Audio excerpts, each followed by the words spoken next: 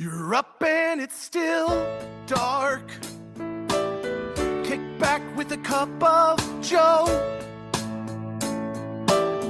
You know you've got friends waiting on 1620 The Zone. It's Happer and Schaefer. It's Connor and Mike. Listen on the radio stream or YouTube or podcasts. Anytime it feels right. It's Happer and Schaefer. Happer and Schaefer. All right, well, welcome in. Happy Friday. It is Happer and Schaefer here on 1620 The Zone and on 1620thezone.com. Connor Happer, Mike Schaefer, Joey Colbert with you as the comeback is on for Taipei, who just did oh no, it went foul. Stuart Fairchild nearly just made it a 13-3 game in the bottom of the fifth. That's right, we have World Baseball Classic on right now. Shohei Ohtani has hit a grand slam to start I believe we're in the third straight year of Ohtani, is what they're calling this. Good morning, everybody. Good morning. Good morning. Third straight year of Ohtani. I mean, it just feels like we are in the year of Ohtani. Yes, yet again. The Ohtani-sence. Although, I guess he did come back.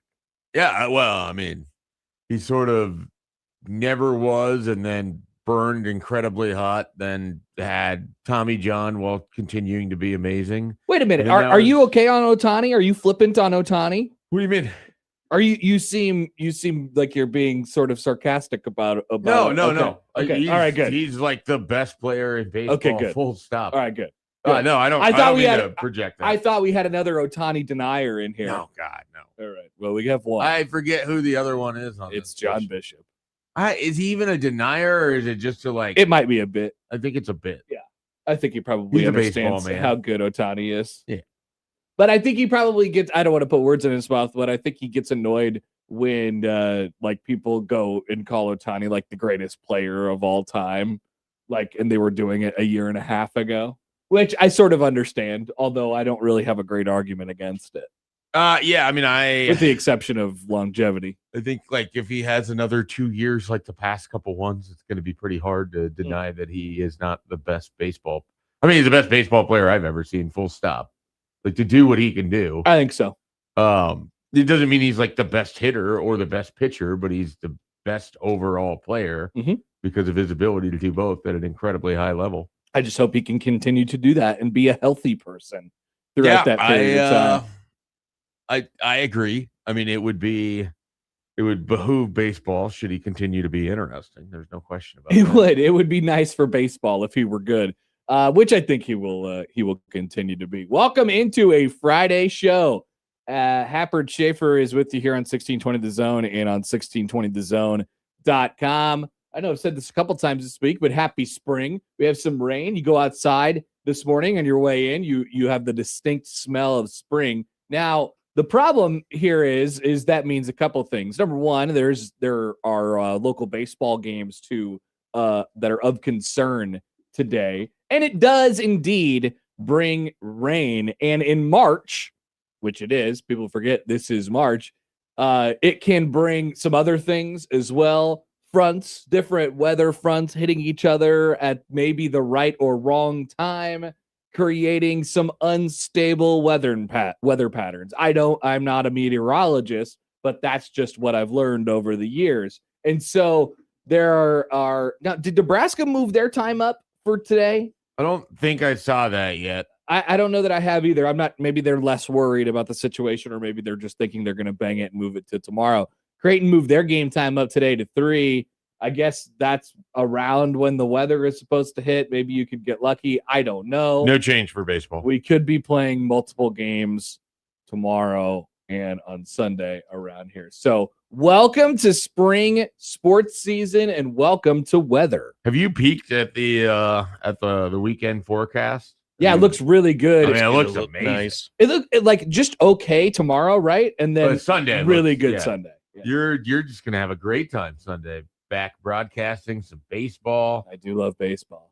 Just enjoying the weather. It's gonna feel tremendous. Then we get into the 40s again. It always works that way though, where like let's say they get rained out today or whatever happens, that you play 2 tomorrow on the cold day, like the low 50s day, and then Sunday you show up and you're like, I can stay here all day. I'm having the time of my life. It's 72 degrees or whatever it is. Like, yeah, we got one game for you, and it's got a time limit because Gonzaga's got to go home. You know, it does have that feel to it. They're gonna catch the 6 o'clock 3-day flight. set. One gets canceled. You get the worst of the two for your doubleheader. That's usually how it works. Is there an argument like maybe that's better?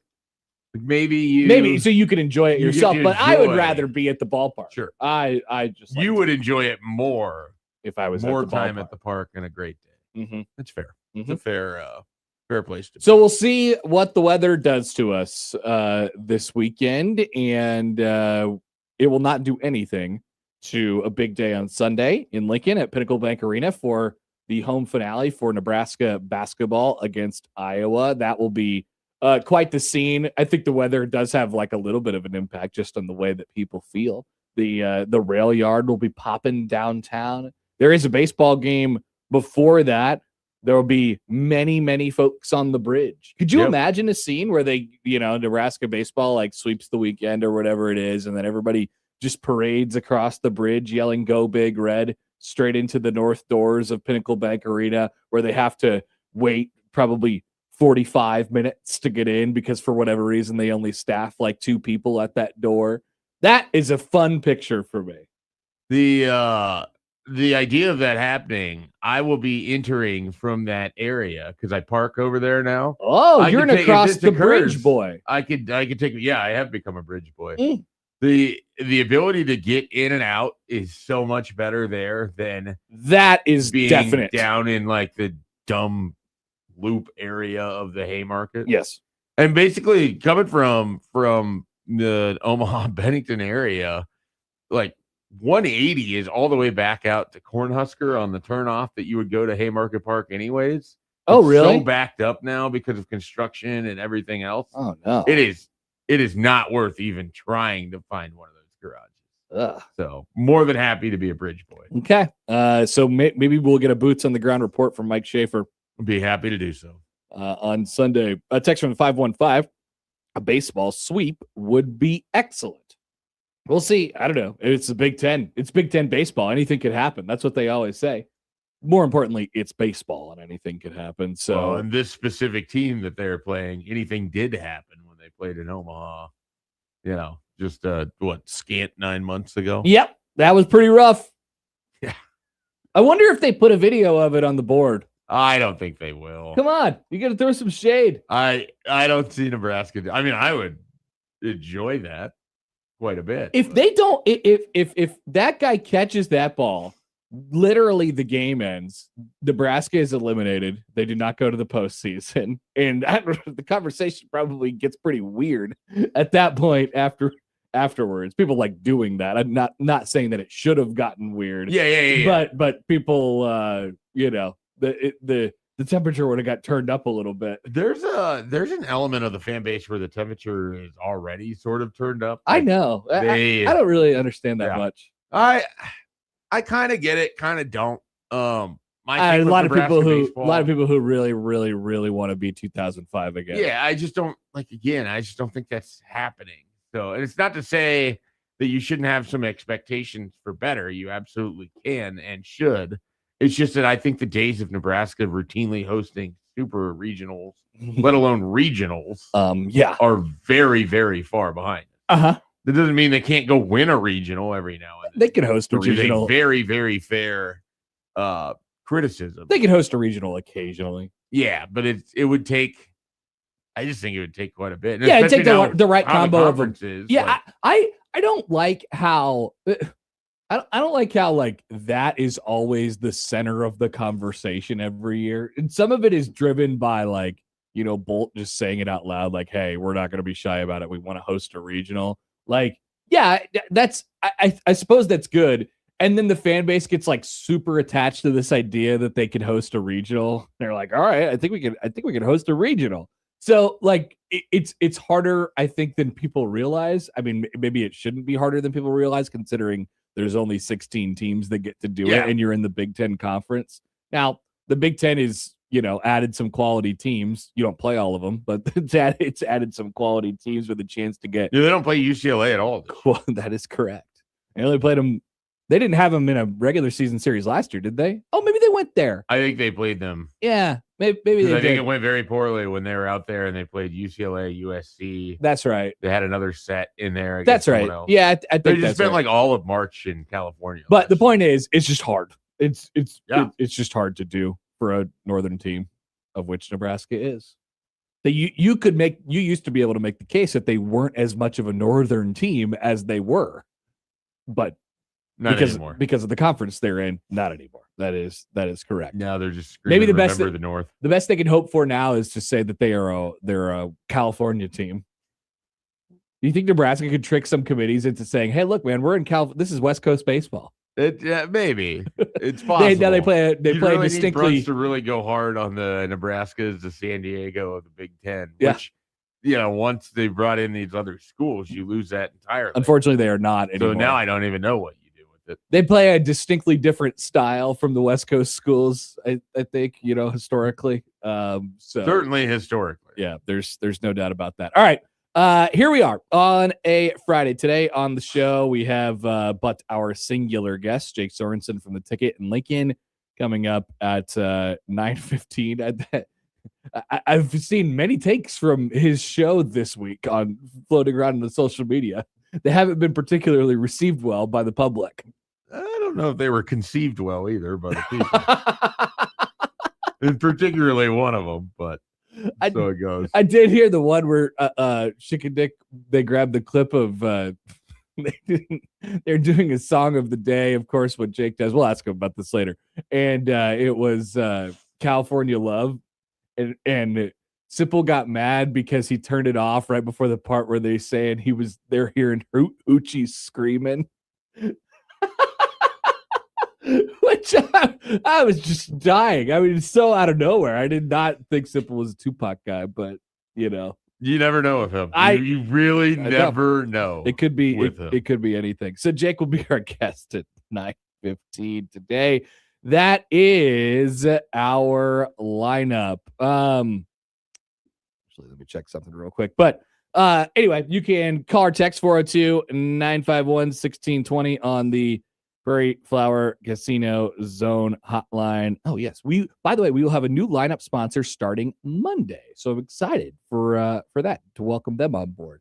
402-951-1620 on the Prairie Flower Casino Zone hotline. Call or text that number. Tweet at HappenSchafe, at Connor Happer, at Mike J. Schaefer, at Joey Warcola on Twitter. You can email Connor or Mike, Joey at 1620thezone.com on the Equitable Bank Zone inbox. And we say good morning to our friends, the YouTube streamers today. Matthew has a question about the psyche of Iowa basketball. What's the chance Iowa will be down on Sunday after falling to Michigan after almost beating them? We need to beat Iowa. It definitely concerns me where our team's psyche is. Oh, I guess he has a question about our team's psyche. Do we want to hold that and come back to it, or do we want to answer it now? That'll be a part of our discussion, I think, in the I guess preview segment, whatever you want to call it. But my short answer would be I'm not really worried about Nebraska's psyche. I don't know much about Iowa's mental makeup, but there's always, you can make the argument if they had won on Thursday, they'd be primed to be let down. I know. Off of that, yeah. And then you can make the argument that since they lost, they will be, unable to sustain the highs of it as they come into the game after. Or someone could be like, oh, they'll be extra motivated to win because they're coming off of a loss and played well against Michigan. I know. Basically, you can make out whatever you want. You pick your narrative, and then you really cement your shoes into the ground on it. So the short answer is no, not psyche. Other things, maybe a little bit. We'll get to that later on. Text from the 515. Didn't Tim Miles claim that Nebraska was the San Diego of the Big Ten? Yes, I believe he was the first. I always thought it was a Brunts thing, but it could have been a Tim Miles thing as well. Oh yeah. Well, I guess I don't know who did it first, but right. I know that Miles said it. Yeah. That I don't remember him saying it, but it does feel like something he would It most certainly is. He had a lot of like he had a lot of Miles had a lot of things where, and this was just like personality where like bad things would happen and then he would just make a self-deprecating joke about it. Were very the best among any coach. That like his very ability good. to just completely lampoon himself or the situation was always top notch. And then which is what made it so like sort of jarring when he would get mad. Like I always tell this story, but I remember being in that room after they lost to Kansas at home that year. And he was just like, it looked like he had got run over by a truck. Because I think he knew that the rest of their schedule and the conference wouldn't dictate that they would get a lot of more opportunities for quality wins. And they felt like they missed a giant opportunity. Yeah. And then the other time that I felt like he was just absolutely, the night that they missed the NCAA tournament in 18 with that 20+ win team. And same season. And he came out. Yeah, same season. And he came out afterwards. We all watched the selection show over at the Devaney, and in a room or whatever. It was also the same day where somebody made a big putt in a major, and Chris Basnett tackled me to the floor inside the Devaney set. Okay, it was this crazy. It may have been Tiger related. I can't remember. So 2018, late March. So I know Tiger won in 2019. So was it not? It may have been. No, because Miles was like Tiger definitely won in 19. But Tiger was like winning events. It couldn't have been a major, right? Would Basnett have cared if Sergio won in 2018? I'm not sure. But it wouldn't. It probably wouldn't have been a major because it was Selection Sunday. The Masters hadn't happened yet. Yeah. It would have been like the Arnold Palmer Classic. Yeah, it was just a golf tournament or something like that. And Baz was very, very excited. And a putt rolled in and he tackled me. And then Miles came out afterwards and he was like a combination of offended and just completely beat down by the world that they got sent on the road to play in the NIT. Yeah, in Starkville, Mississippi. Getting a 5 seed in the NIT with like a 20+ win team. It was truly absurd. Yeah. That team was really good. Because they thought at the very least they were going to get a couple more home games. They didn't really have the resume to make the NCAA tournament, but they were certainly good enough to make the NCAA tournament. It's interesting because I remember filling in that week, and it was Bishop and I. We did the show from Lincoln, like we did it from Carolina. So Bishop didn't have to drive up, and we did it from the station over there, and we had Jerry Palm on. And he was like, yeah, Nebraska is just going to be way short of where they need to make this unless they win the Big Ten tournament. They hadn't played Michigan yet that Friday. I remember asking if they had beaten Kansas. He's like, it wouldn't have made a difference. Yeah, so I heard people say that around that time too. And I'm like, I don't think that's correct. I wouldn't believe it. But at the same time, like, who am I to argue with Jerry Palm? I'm sure I think you would be one to argue with Jerry Palm. But basically, he was so steadfast in his conviction that they weren't even close on the bubble, which is just was wild to me at that time. Because I continue to be shocked that the team that got in was 13-14. Because I thought that 18 team, the 18 team would have beat 13-14. Oh, yeah.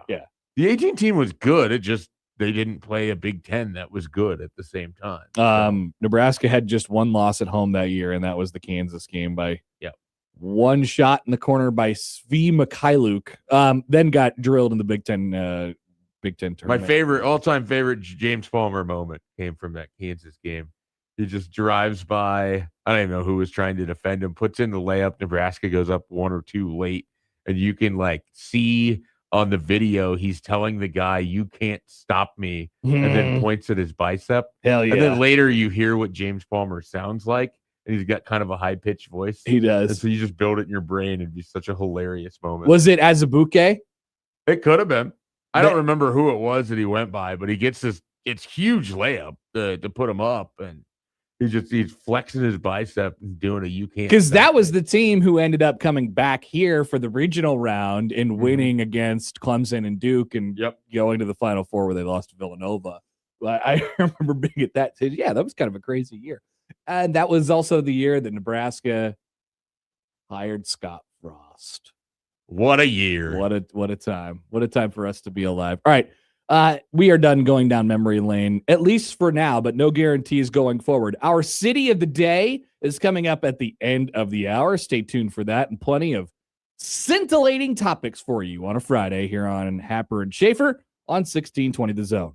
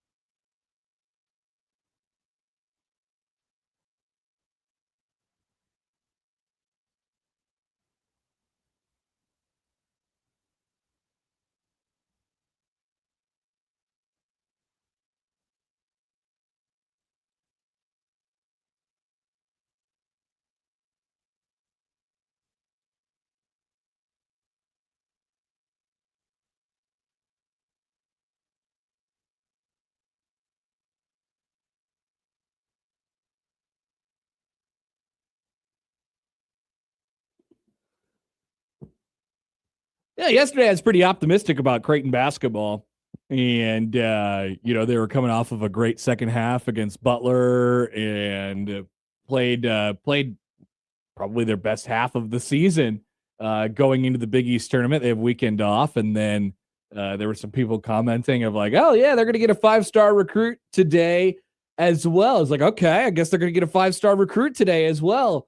And then all of a sudden we get off the air and news breaks that Creighton got a 5-star recruit today. Very exciting. What a story from 24/7 Sports. And we click on it and it's got all the quotes and he's coming to town. And then about, 8 to 10 minutes later, there was another story that dropped on 24/7 Sports that the same player who had just committed to Creighton, Jackson Richardson, who is Jason Richardson's son, 5-star wing, program changer type of talent, I guess, had actually committed to Alabama. And then for a long time, those two stories remained active on 24/7 Sports for quite some time. They both had quotes about why the player chose each of the schools that he had committed to, even though he had only committed to one of them. So they did not get Jackson Richardson, and the season of pain continues. Yeah, that can happen if you write a dummy and you have it ready to go. I would love to know, like, I'm way more interested in the 24/7 Sports side of this. Oh, I think that's the big part of it. Yeah, than I have anything else. Absolutely. That's definitely the big part of it. It's having been there, like, you just hold on to that story and you don't hit publish until you've got the text from the person. The writer of the writer of the story is claiming Deshaun London, right? Deshaun London is claiming that he did not press go on which happens. Okay, so there you go. You could confirm. I mean, in that situation, he's a guy that puts that story in the system. Other people would have access to being able to publish it. I don't know what would have prompted someone to do so. If they saw like a tweet that claimed that this was done. So give people an idea, Schaefer, of like, okay, so you're reading a story.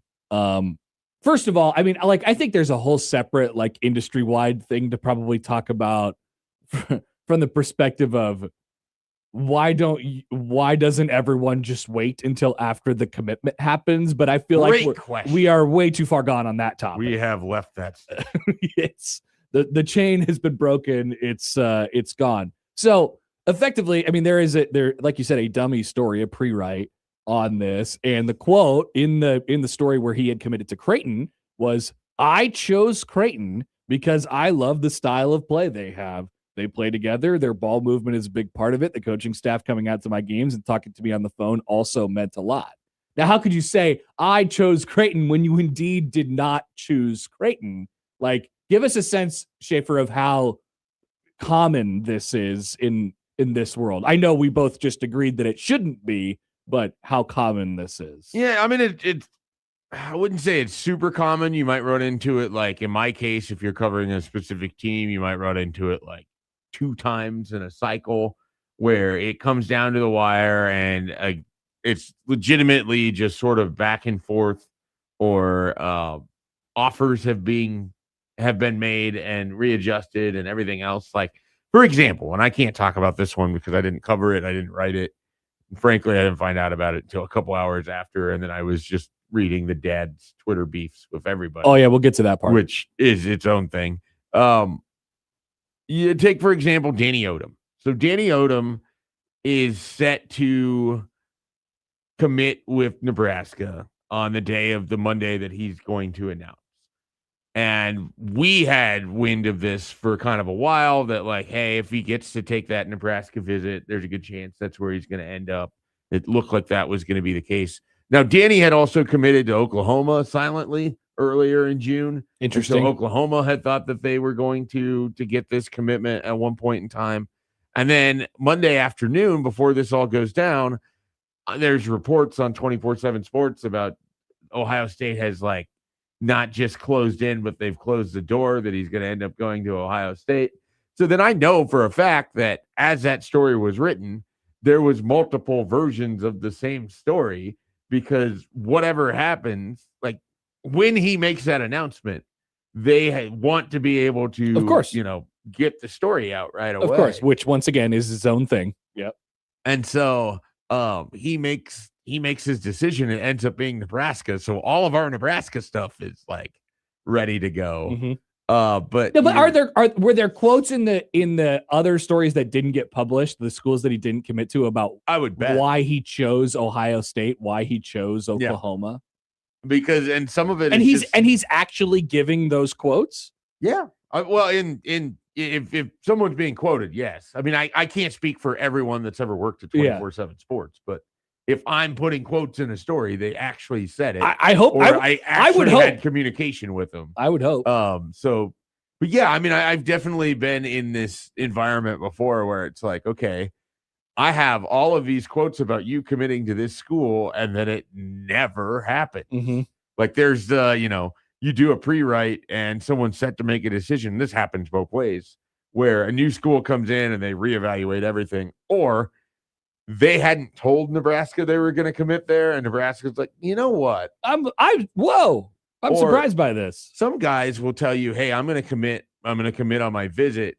I'll give you this before. So then when I do it on the visit, and then they go on the visit, and then it turns out they either don't like it that much, which is very rare, or the staff they try to commit, and the staff's like, hey, we don't want to do this right now. Like, just have an offer, but it's an offer. Yeah. It just looks like an offer. It's actually a turd. So that whole environment, offer. I'm actually amazed this doesn't happen more. Well, and so what you're explaining is shrug Creighton. That's kind of the story here.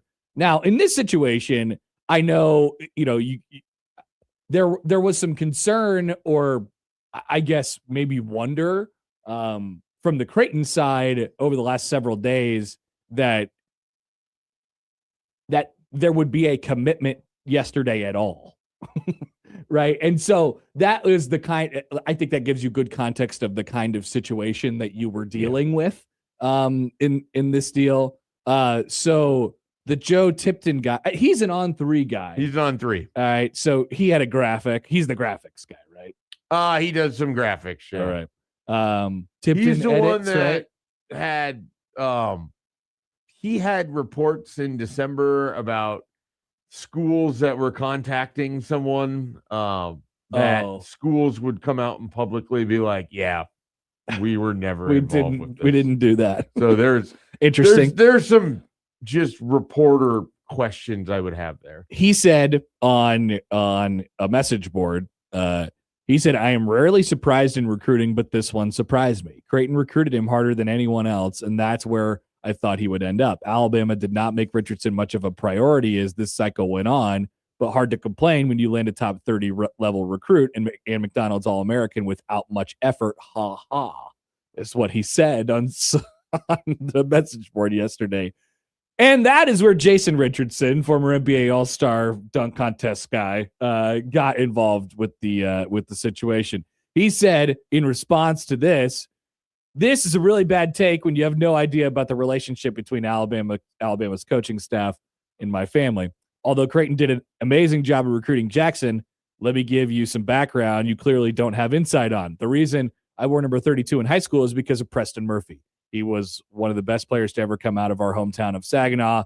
In fact, my freshman year, I chose to attend the same high school because he went there. Nate Oates and Preston Murphy also recruited my son, Jace, began building a relationship very early with Jackson during Jace's recruitment a few years ago. Most recently, when Jackson was hospitalized with the flu in January, Nate Oates was calling my wife and texting me every day and checking in on him. So when you talk about priority, understand this first. This decision wasn't based on a moment. It's built on a 30-plus year relationship between Preston and me, plus an almost 4-year recruiting relationship with Jackson. That's more than enough for Jackson to know he was a priority. And just to tie it all together, Preston Murphy, of course, a former Creighton assistant, who was the assistant, I believe, that was tied up in the whole Brian Bowen, like it all just comes back full circle at this point. And not to mention, Creighton and Alabama have, like, At first, the Creighton Alabama quote unquote rivalry was a bit. I actually don't think it's a bit anymore. They've played each other, I think,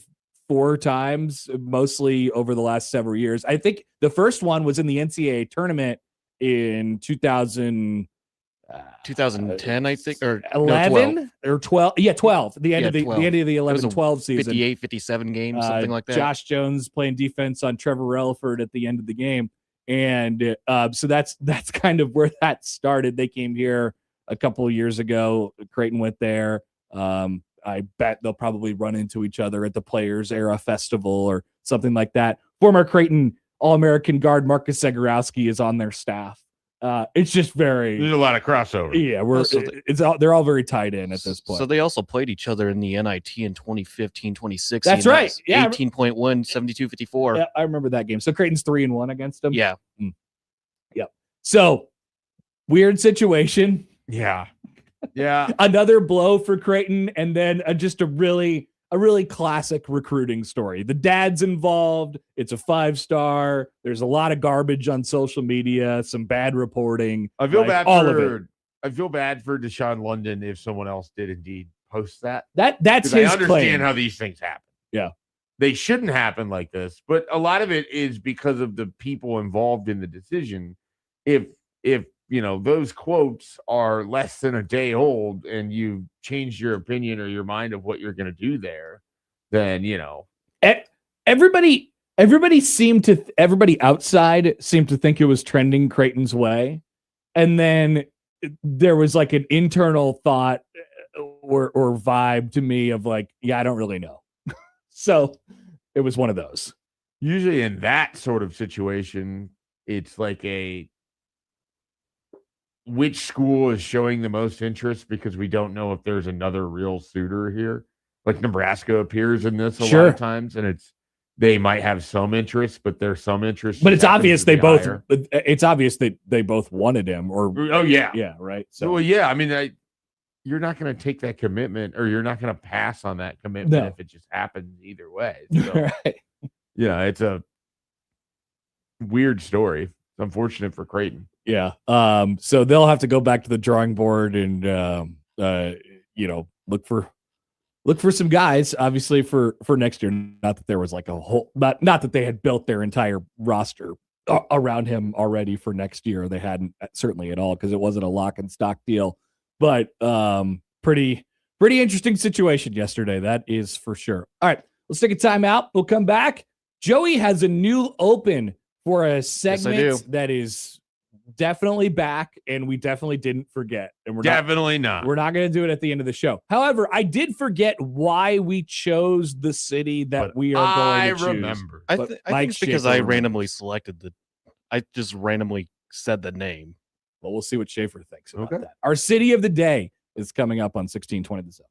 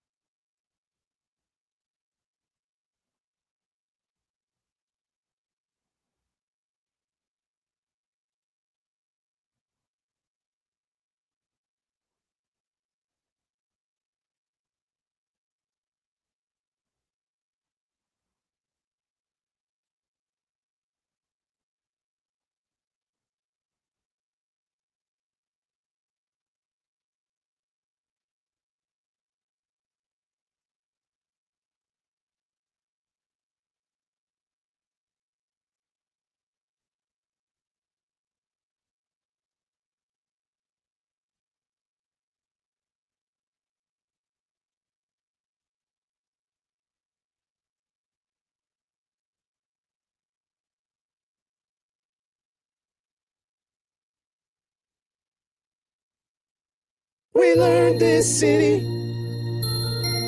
We learned this city on Happen. Schaefer learned this city. We learned this city on Happen. Schaefer. That's right. Much like that actual song by Jefferson Starship, that song sucks, Joey. But great job.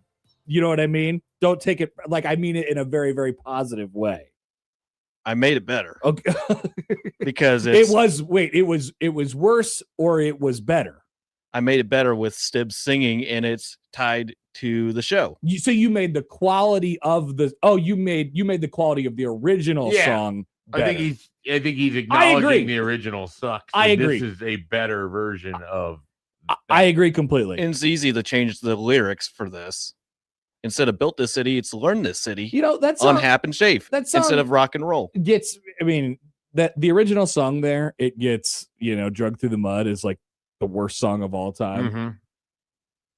If you get me in the right mood, I'm good with it.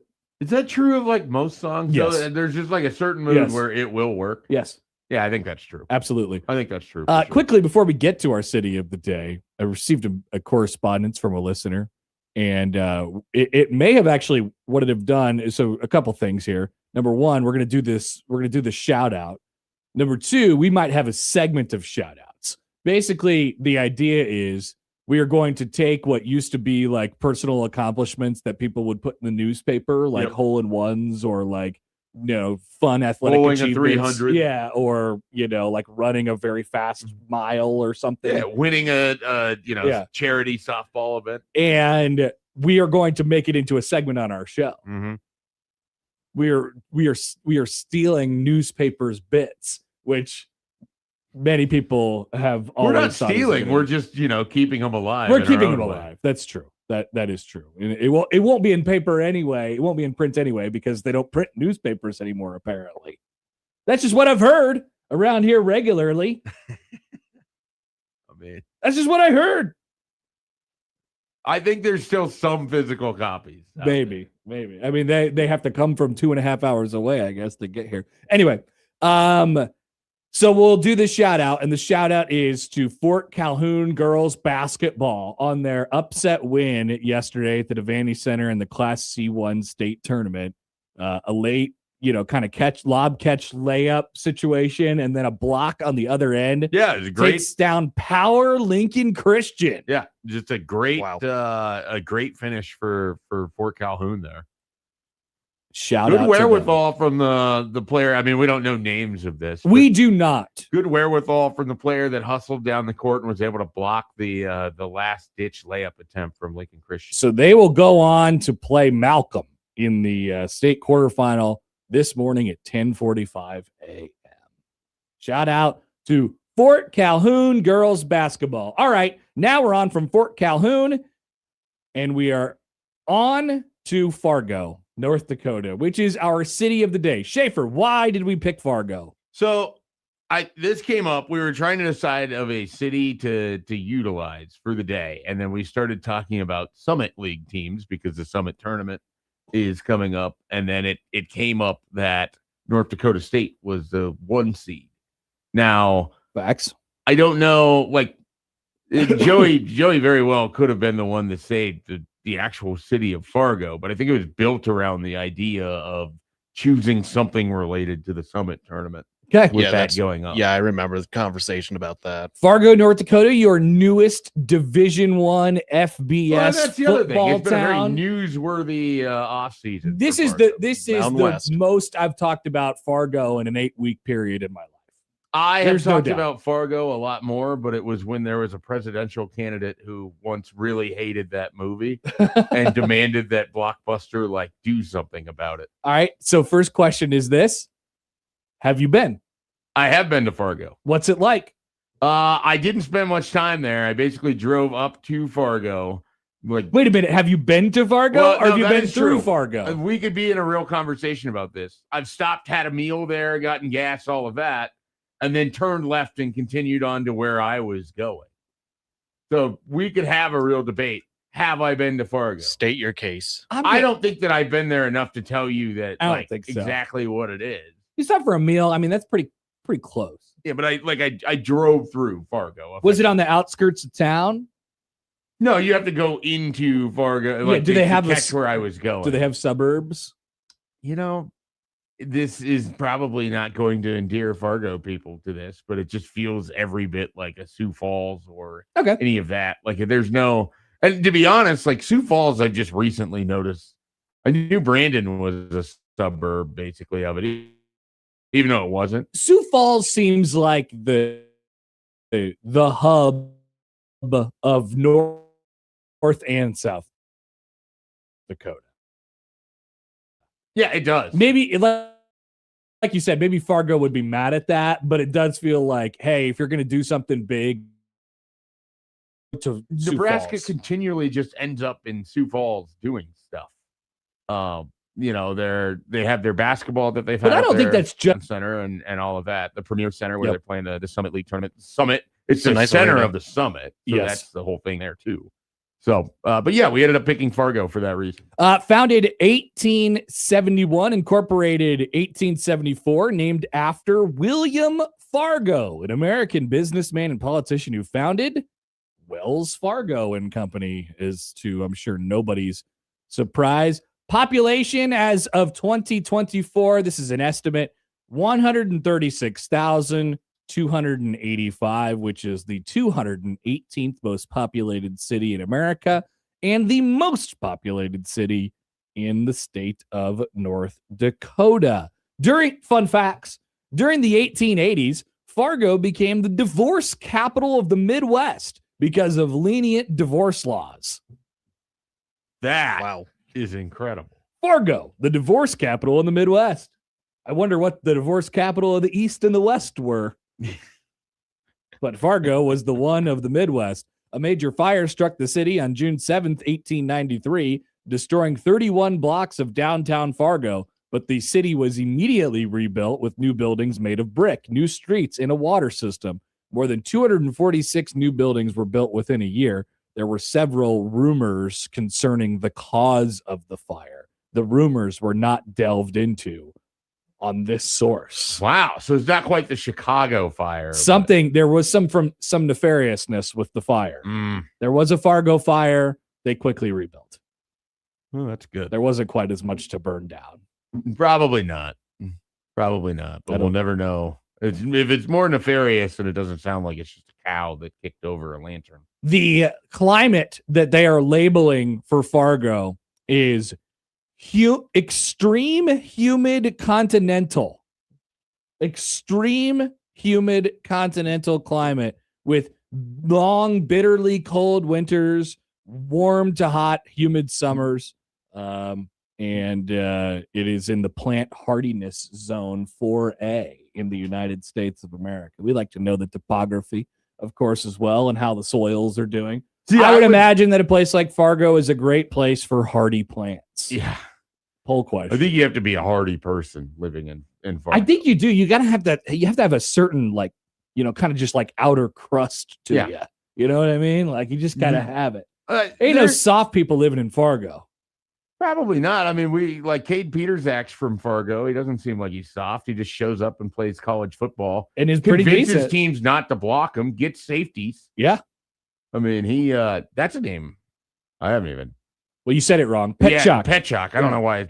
It does look like Petersak. Well, that's how it was pronounced in like recruiting from people. Well, that makes sense. Yeah. It like turned into something else when he got here. Top employer, according to the 2022 annual comprehensive financial report, Sanford Health. Wouldn't surprise you. Big in that region of the country. Employs 12.1% of the city's population. And then next up is North Dakota State University, just barely above Fargo Public Schools. Now, they play, I would assume they play like the North Dakota. I know they play the football state championship in the Fargo Dome. Where do they play like the basketball state championship? I maybe also in the Fargo Dome. Could be in the Fargo Dome. We can look that up. I would imagine that's the case. I mean, that's sort of the state's big arena. They have the North Dakota State, obviously, as the sort of center of the attraction. The other sports teams in Fargo include the Fargo Moorhead Redhawks. They are in the same league as the Lincoln Salt Dogs, by the way. The American Legion baseball team, the Fargo Force, and the Fargo Moorhead Derby Girls. So it's a mixture of venues. So they play double A at Bismarck Event Center. The Division A boys is in the Fargo Dome. Division B boys is Minot State Dome, and then girls tournaments at the Jamestown Civic Center. Wow. All right. So only the big class gets to play at the Fargo Dome? Yeah. The road to the Fargo Dome. I can hear the commercial now. Yeah, well, it's also hosted an NCAA tournament, which I did not know. Really? Well. Wow. And I was surprised when I learned this. And so I don't recall this at all, but Duke and Zion Williamson played there. It was first and second rounds in 2019. So the UCF game would have been in Fargo, if I am to understand this. Really? I don't know. I felt like that was Sioux Falls. Maybe I don't know. I was shocked when I saw this, but it could be entirely wrong information. Well, it could be if it's that shocking. No, that game was in Columbia, South Carolina. Yeah, so this is just completely inaccurate. Where are you getting this, Schaefer? I turned to AI for my today, and it lied. No, I was like, why in the world would they have had this in Fargo? And then how does Duke end up there? Yeah, I was gonna say I'm pretty sure that did not happen. That's good to know. You know who played in AI sources? You know who played in Grand Forks though? Alabama. Well, that's right, because they had the trip back for Grant Nelson. Grant Nelson. That's a guy. All right, that is our city of the day, Fargo, sitting at the intersection of Interstate 29 and Interstate 94, two of our greatest interstates in America. We'll be back 7 o'clock hour after this on 1620 The Zone.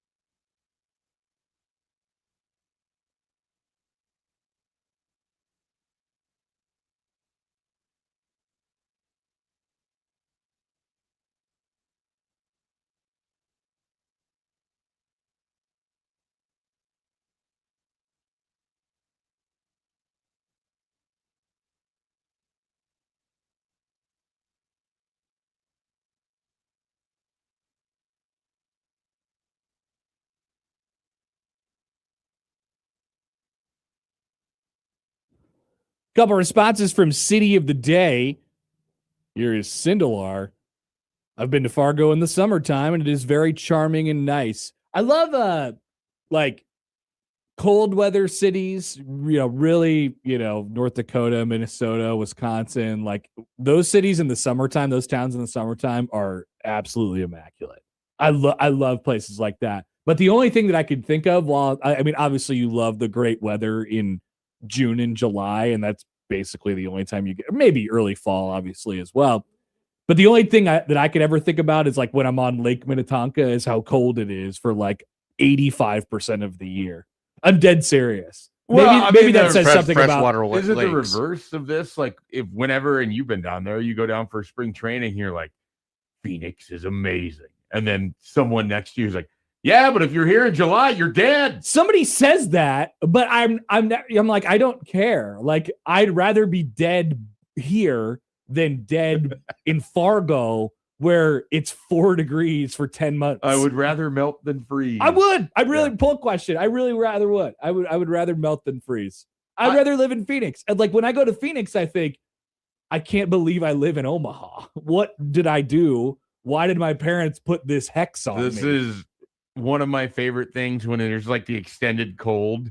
You get like 4 or 5 straight days of below zero. And to just like fire off the thanks ancestors. Yeah, way to go. Yeah. Jerks. But then I think about it. Why'd you choose it? Why did I could have left.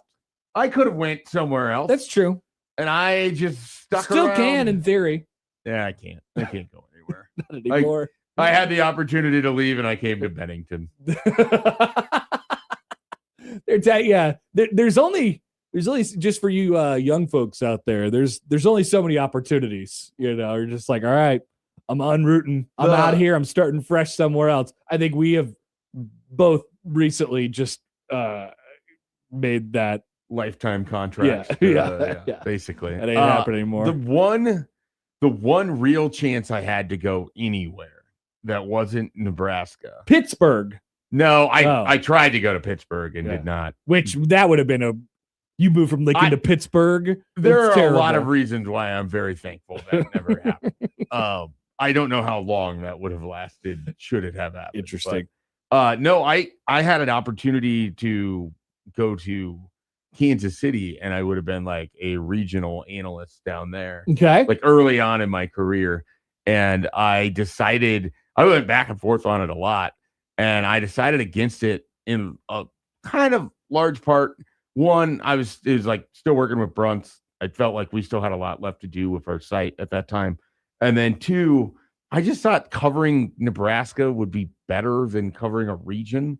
And the more I think about it and the way recruiting had kind of gone for me, I think those guys who do like the regional stuff. I can't imagine. So difficult. The only thing that I think would be worse is being like the portal, like the Adam Schefter-esque type person where your entire job is to get this information, get it out as quickly as possible, go get more information, get it out as like you can't sit with anything. Like none of that appeals to me. It's not the kind of news or work that I would want. Yeah, but it's like a more prestigious job. Oh yeah, no, I mean it pays better. So there's more notoriety with it. The balance. There's just the work-life balance. Kansas City is a mildly better climate than it is here. Oh, I think I would have really enjoyed living in Kansas City, as most people would. I would have initially started off living by, I'm sure, the QT down there because that's the area that seems like it would have been the best. You don't want to live by the Platte City QT. It's like 45 minutes from anything. I think the initial idea was that I would still be back in Lincoln covering home games. Oh, so you want to live basically in St. Joe's. Yeah, make the commute a little bit Now that's easier. the worst of both worlds. Yeah, that would. You could go to the Chiefs training camp. Yeah, you could go to Chiefs training camp. That's no. Correct. That is Pass. a horrible idea. Debo writes in, went to Fargo 8 times one winter. Needed a good deal of wine to get through some of those nights. Yeah, I bet so. That's the only state in the Midwest I've never been to. North Dakota? Yeah, it's just there. I don't think I've ever North Dakotaed myself. The railroads took me there. That's right. Not the actual railroads. Schaefer's a man of the rail. Going and writing about the railroads. I went to Mandan, North Dakota, Bismarck. Did you see all the rail we got in for our streetcar? No, I haven't. The rail came.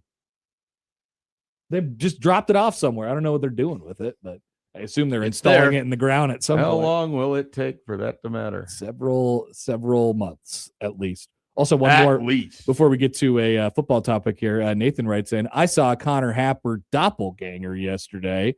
Was even wearing a Creighton shirt. Also, Connor, do you have a brother named Ryan? I don't have a brother at all. But if I did have a brother, he might be named Ryan, but I don't.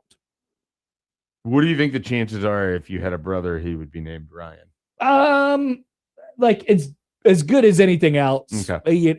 My parents are pretty normal namers. You know, they didn't follow any sort of trend, or they didn't like put, they didn't make them all the same letters or anything like that. They just went with random names. They didn't make them all you and your sibling. People do that. No, they do. But I don't know. I bet I will probably end up doing that. Based on if we have another kid and the names that have been bandied about, like there's a chance. It's not real high, but there's a chance. Oh yeah, you're gonna have another H kid. I don't know. I think there's a very finite amount of H names that I would be interested in. Okay. Chance writes in, I'd like to think Schaefer secretly has several opinions about steam locomotives. No. Interesting. I don't. I really don't. Chance also says, wait, so there's another doppelganger besides Xavier Happer? Oh, yeah, there's a lot. Yeah, you are a very doppelganger-looking person. As are you. I know. We may be doppelgangers of each other. The amount of like, hey, I saw a version of you. And it's like, of course you did. It was a portly white guy with a red beard. There's like 4 of them on the hair. There's like 4 of them everywhere on the PGA Tour. Yeah, no. They're JB Holmes. They're all there. Shane Lowry. Yeah, don't worry. If you see me out in public, there's only like a 4% chance it's me. Someone made the comparison to Andrew Whitworth and the amount of like hoodies that you both wear. I do. That is the one that, and then there's times where you're sitting at like the studio or whatever with Creighton, and I think about you as Andrew Whitworth, all that, like you're tiny Andrew Whitworth. Yeah. I think about that a lot. Yeah. Well, I'm not that tiny. It's just that they get so many tall people that I have to interview.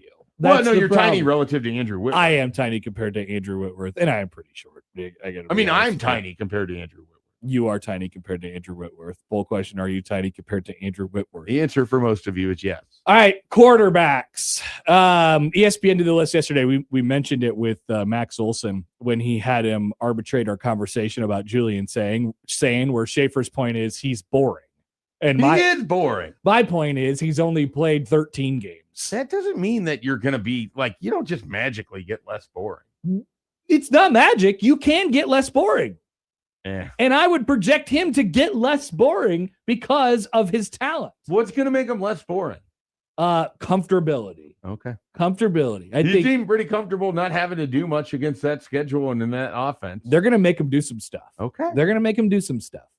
Don't worry. Now, I know it's like Ohio State has really shifted to the quarterback, sadly, in my opinion, shifted to the quarterback model of let's be a little bit more boring at quarterback. Like I don't think they view quarterback as a position where it's like, oh yeah, this guy's got to elevate us. Like we got to put a bunch on his shoulders. But they're the most fun when they do. They just have so much talent everywhere else that it does not. It would not be smart for them to just say, all right, quarterback, sink us or swim, Whatever. I'm trying to think of like who is the most fun quarterback offense in college football in 2025 or 2026. Okay, this is a great question. Because our vision probably gets clouded because of the actual quarterbacks. Could be. The actual people who are in them. Most fun quarterback offense. Did there's different times in your life where like Pat White at West Virginia was running the most fun quarterback offense at one point in time. Yeah. Robert Griffin III was running, like some of it is the type of player like Johnny Manziel and the way that he could make that offense work. How about a sneaky Jeff Brom? That is a very good, that's a good call. Jeff Brom always has fun quarterbacks and good quarterbacks. His quarterbacks are fun because they just are better than you ever think they're going to be. Like every time, whether it's David Blau, Aiden O'Connell, the guys at Louisville. Mm-hmm. I mean, Tyler Shuck. He's like, I can't believe how good he is. Unbelievable. For New Orleans. I cannot believe. I'm stuck with 9 over here. I cannot believe he started NFL games and was successful. It's shocking. But not just successful. He looked good. Now, Yeah. if Severe's listening, I don't think he actually likes Tyler Shuck. I think he's I think he's open-minded to Shuck. I think he's mad he won too many games last year. That is definitely true, but I don't know I think that he he was takes more open-minded to Shuck had Shuck played well and then lost. It's true. He did win too. I'm sure he's mad that they did not tank. Yeah. Oh, for sure. So yeah, I like that answer for Louisville. I just feel like a lot of the offenses now feel. Obviously Indiana for a long time for a quarterback for a long time. The best one was Oklahoma. Yep, but it's not anymore. Doesn't feel like it's USC either anymore. No, because it's just a Lincoln Riley of it. No. Would you say Oregon?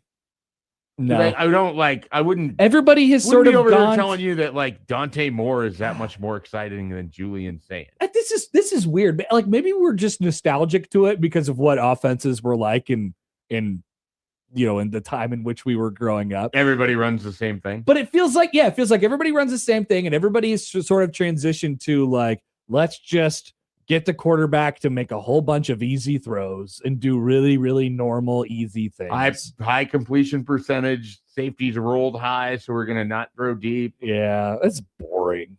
They're in like contained, so we're not running with our quarterback as much. Yeah, I don't like that. You could make an argument for like a Kansas when everything looks good. Their offense was a lot of fun a couple years ago. Yeah, a couple of the quarterbacks that just passed through my head were like Levitt at Arizona State and DeMond Williams at Washington. Yep. Like I don't know. Like I think when Williams leaves, he almost did. When Williams leaves, they just go back to being a normal offense. I don't know. What was Jed Fish at Arizona? Like, I feel like he had they were a little fun. Yeah. So I feel like it might just be a Jed Fish thing. Okay. So maybe Washington put him on the list. Yeah. What about Vanderbilt, just considering how they did last season with Pavia? Diego Pavia was disgusting. I hate Diego Pavia. It's fair. I don't want him playing more football. Minus the personality. That's true. If you take the personality out of it, I guess he was kind of fun. Kind of a fun. Utah had a really fun offense that they showed Nebraska the full extent of what they could do with. They did. So there's that. Mustache Adam writes in. He says, "This won't be popular." I haven't even read this yet. This is exciting. This won't be popular, but Indiana's offense for 2 seasons looks like it would be fun. A true dual threat could be a major problem with what they do. So yeah, I wonder which direction they're going to take it, because clearly they've shown the ability to take just your run-of-the-mill quarterbacks. No offense to Fernando Mendoza and Curtis Rourke, but like, come on, they're run-of-the-mill. One of them could be more offended than certainly the other. Yeah, Curtis Rourke is really the person who's offended. He was the run-of-the-mill quarterback out of the two. I guess that's what you meant. But it would be interesting if they were like, yeah, we found a guy who can do all those things, but also is a freak of nature, being able to make plays and run the football as well. That could be terrifying. Yeah. I wonder what they'll do, or if they'll just be like, no, we're good. Give me like 6 more Fernando Mendozas. I miss Hoover's a little bit more playmaking. I think there's people who think the offense could jump up even more with Hoover. He's way more explosive than those other guys. I think it's that. Yeah. But the thing that made Mendoza so good is he's so efficient. And then he had like terrific, I can place the ball and I know my receiver is going to have his head back to this ability too. Like with Becker down the stretch in that game against Miami and Elijah Surratt and those guys. One that we hadn't mentioned because he like left football, although it sounds like he's just waiting to go to a different job. Dave Clawson in the slow mesh was a ton of fun for those like 2 years at Wake Forest. How old is Dave Clawson? I think he's like 60. Yeah. I feel like he popped up on, remember that list we talked about yesterday with the who's your coach in 2030? He did. He was on there. I feel like Dave Clawson was on there, which I was like, he's a Northwestern coach, according to that thing. What is he doing right now? He's 58. He basically retired or stepped away. Like he did the Whittingham thing. Okay. I think he knew that Wake Forest was going to be at such a massive disadvantage in terms of NIL and everything that it was going to be hard. He'll end up on watched multiple of his guys like go elsewhere and have success. He'll end up as an analyst in somebody's staff this year and then be somebody's head coach next year. Seems that way. Yeah, feels and it seems like it'd be somewhere where he could win a little bit more or have more for NIL. I've like Dave Glossen's a great coach. He was on a short list for me in like 2021 when it seemed like Scott Frost might go. I don't know how he would fit at like a place like Nebraska, but I think he's a very one thing I like about you, Schaefer, is you have like a bunch of lower level guys who you just love. You just admire. You know, Willie Fritz was your guy for a long time. Still love Willie Fritz. Dave Clawson is like, I really like Dave Clawson. There are coaches that exist that just win where they go. Yeah. And I have a lot of admiration for like Willie Fritz has won in so many different ways. Mm-hmm. And it's like this guy has run triple option in one. This guy has shown up and went 5 wide in one. It's like he is figure out my best player, and I'm smarter, and my staff will work harder to figure out how to beat you. And I find that admirable as hell. It certainly beats the crap out of. One thing that I am glad that we're sort of over at this point is hiring hot coaches because of their cool and fun offenses. I feel like we are almost out of that era. I just think it doesn't exist because you can't really transport it as easily as it sounds like. Like we're still hiring offensive coordinators, like hot offensive coordinators, but like no one is making the claim anymore of this guy is here because of his innovative and ridiculous offense or anything. And I think some of it is there's not like innovative offenses out there. I know. As we are going through now. We're going back to we're going back to boring football. Which means there's going to be a disruptor. And that's maybe what Cignetti is the first signal of, is there's more disruption for college football coming. Yeah, but I don't think Cignetti is like a scheme guy. No. I don't think he's that. His disruption was in a different way. Yeah. I mean, he just disrupted the status quo by showing up and taking a doormat and making them the national champion. In 2 years. Weird. John emails in on the Uncle Bank inbox. He says it was pretty exciting when Jeff Sims turned the ball over and rushed for something like 600 yards in that one game last year. I think that happened against Iowa State or something like that. He did have a ton of rushing yards in a game. Remember his jersey was all dirty. CJ writes in on Twitter, Ole Miss fun quarterback you. Lane Train's out of there now. Are they? With Pete Golding, we'll see if it's the same. I mean, it was fun in the college football playoffs. Is LSU going to be fun quarterback you? They've never been fun quarterback you. They had that one lone season. I mean, Joe Burrow. Well, Burrow wasn't fun in the way we're talking about fun. I don't think. I mean, he just distributed the ball out of the best players in the country. Right. Yeah. And that's not when I say that seems really reductive. He was the best quarterback. He distributed the ball no matter what. He threw for like 50 touchdowns. Yeah. That's not to try to, but it's, it wasn't. No, it's not fun in the way we're talking about it. Right. So I don't know. Like Baker Mayfield. And that's never really been the way they've been. They've always been kind of like slow moving, medium. When I think of LSU quarterbacks, I always think of like Matty Mock or whatever. Oh, now that guy was a little crazy. Was it Matty Mock or Ben Mock? One of the Mocks. Well, Matty Mock was the Missouri guy, right? Yeah. Well, so there's Ben Mock, whichever Mock it was that had he was a backup that had the big win that helped Nebraska and Matt Mock. Mock. Yeah, Matt Mock. Maybe I don't know who I was thinking of. There's several Mocks, I think, that have been. Many Mocks. many Mocks. And then Missouri had Drew Lock. Yep. He was a fun college quarterback. Relatively. I mean, he was fun. Like, their offense was just a big pass-it-around offense. He wasn't a big runner.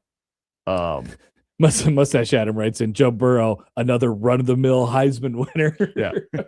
Definitely not run-of-the-mill. Yes, but not exciting in the way we're talking about it. I guess LSU was exciting. what I'm really trying to pinpoint is like the Seneca Wallace. That's a good example. Like the explosiveness, making plays after whatever play you run has already been iced or broken down. Mm-hmm. Like just like after the fact, off schedule. Like and to get back, we never actually got to the list, but to get back to the idea here, like that is the book on Calandria, I mean, that is kind of what he's supposed to bring to the table. That's what he's been throughout his college career, which makes it really fascinating considering Nebraska has been this sort of run of the mill, like quarterback, don't do anything, like chill out, don't screw us up, like Glandria is a complete wrench in the conversation as it pertains to that. So we can continue on with that conversation as we go on throughout the show today. But let's come back. I want to do this quick game, Schaefer, that we came up with on the fly yesterday, the Make Your Bets game. Make your bets. All right, we're going to look at some national championship odds for basketball and throw 100 fake dollars down and see where we end up going. After this on 1620 The Zone.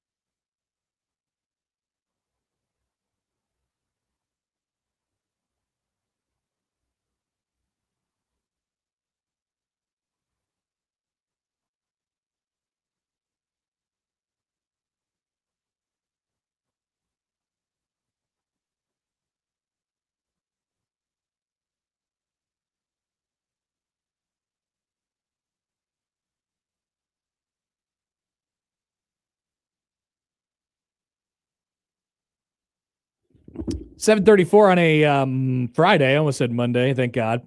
Not Monday. Coming up today, our friends from Unsportsmanlike Conduct, John and Josh, are out at the T-Box this afternoon from 2 to 6. Catch them there. That is in Miracle Hills on the north side of Dodge on 114th Street. Check them out at the T-Box. Mike Schaefer at the T-Box? I don't know. He doesn't hadn't decided. I turn on needed more information. Turn on your video, Mike. Is it off? Oh. Yeah. What happened to the video? There's a black hole. It's not for me, though. Oh, no. He's hanging out with Aaron Rodgers at the Darkness Retreat. YouTube chat, can you see Schaefer? Because he can see himself. I have video myself. He can see himself, but we can't see him. Okay, J-Man says, where is he? We'll just refresh. Yeah, we'll work on that here in a second. I was there. Anyway, so we're gonna there he is. No, not yet. We're gonna. I got the studio cam on for the moment. Correct. We are going to find out whether Mike Schaefer ends up at the T-Box today, and we will try and figure out the problem with the computer. I wouldn't worry about it too much. There he is. I'm back. There he is. But I didn't ever leave. I want to point that out. That's true. It looked normal on my your screen. Yeah. Can't confirm. All right, so let's do this quickly here before we get to the headlines. We have been given by the gods $100. $100. We can make this 1,000 and make it easier. I just felt like it made as much sense to do 1,000 as 100. $100. We have in front of us national championship odds for the college basketball season.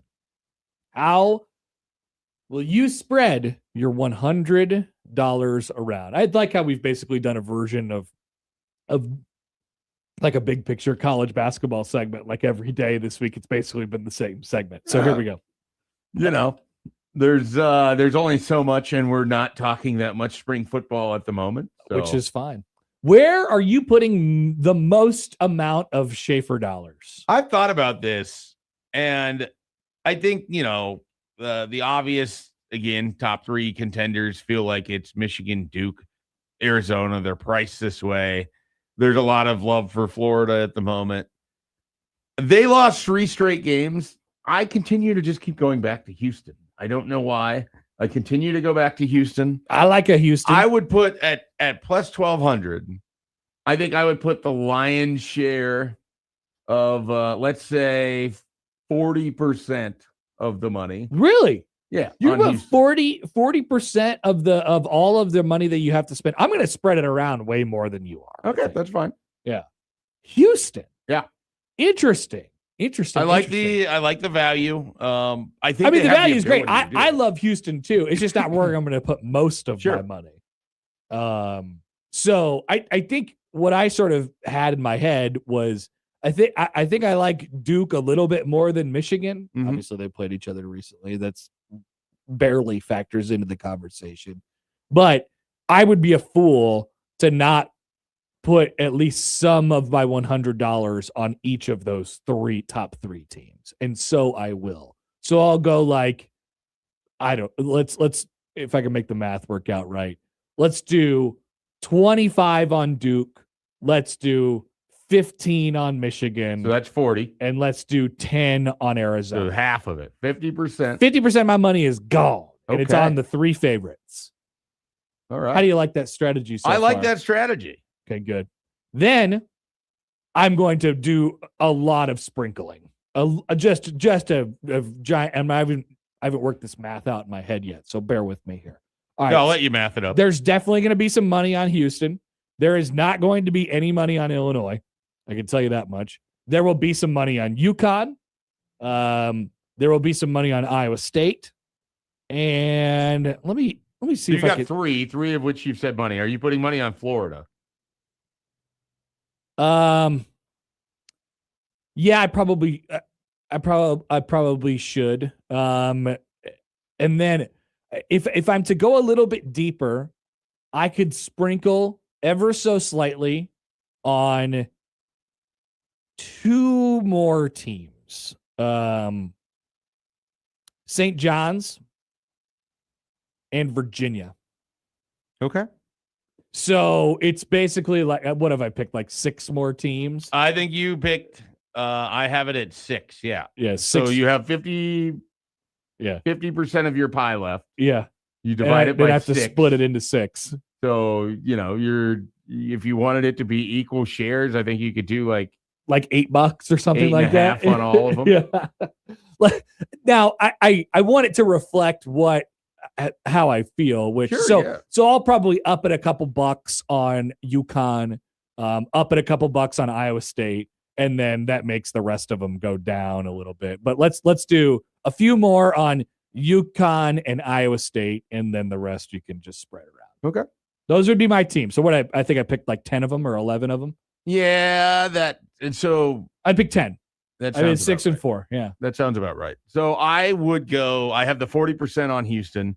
I'll just do a nice 10% on Nebraska to make that an even 50%. Oh, I'm sorry, I didn't put any money on Nebraska. You don't have to. It's one of those where I think I'm going to go put a bet on Nebraska to win the national championship with no expectation that they do it. But if they do, it could be the best day of your life. It times would be 5. amazing. Yeah, it would be the best day of your life, even better. Paid, but Nebraska has won the national championship. Mm-hmm.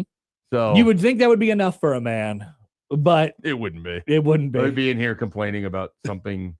You would be complaining about how you thought about putting money on Nebraska to win the national championship, and then you didn't, and then you would feel bad about it. And that's why I have to do it. So good job.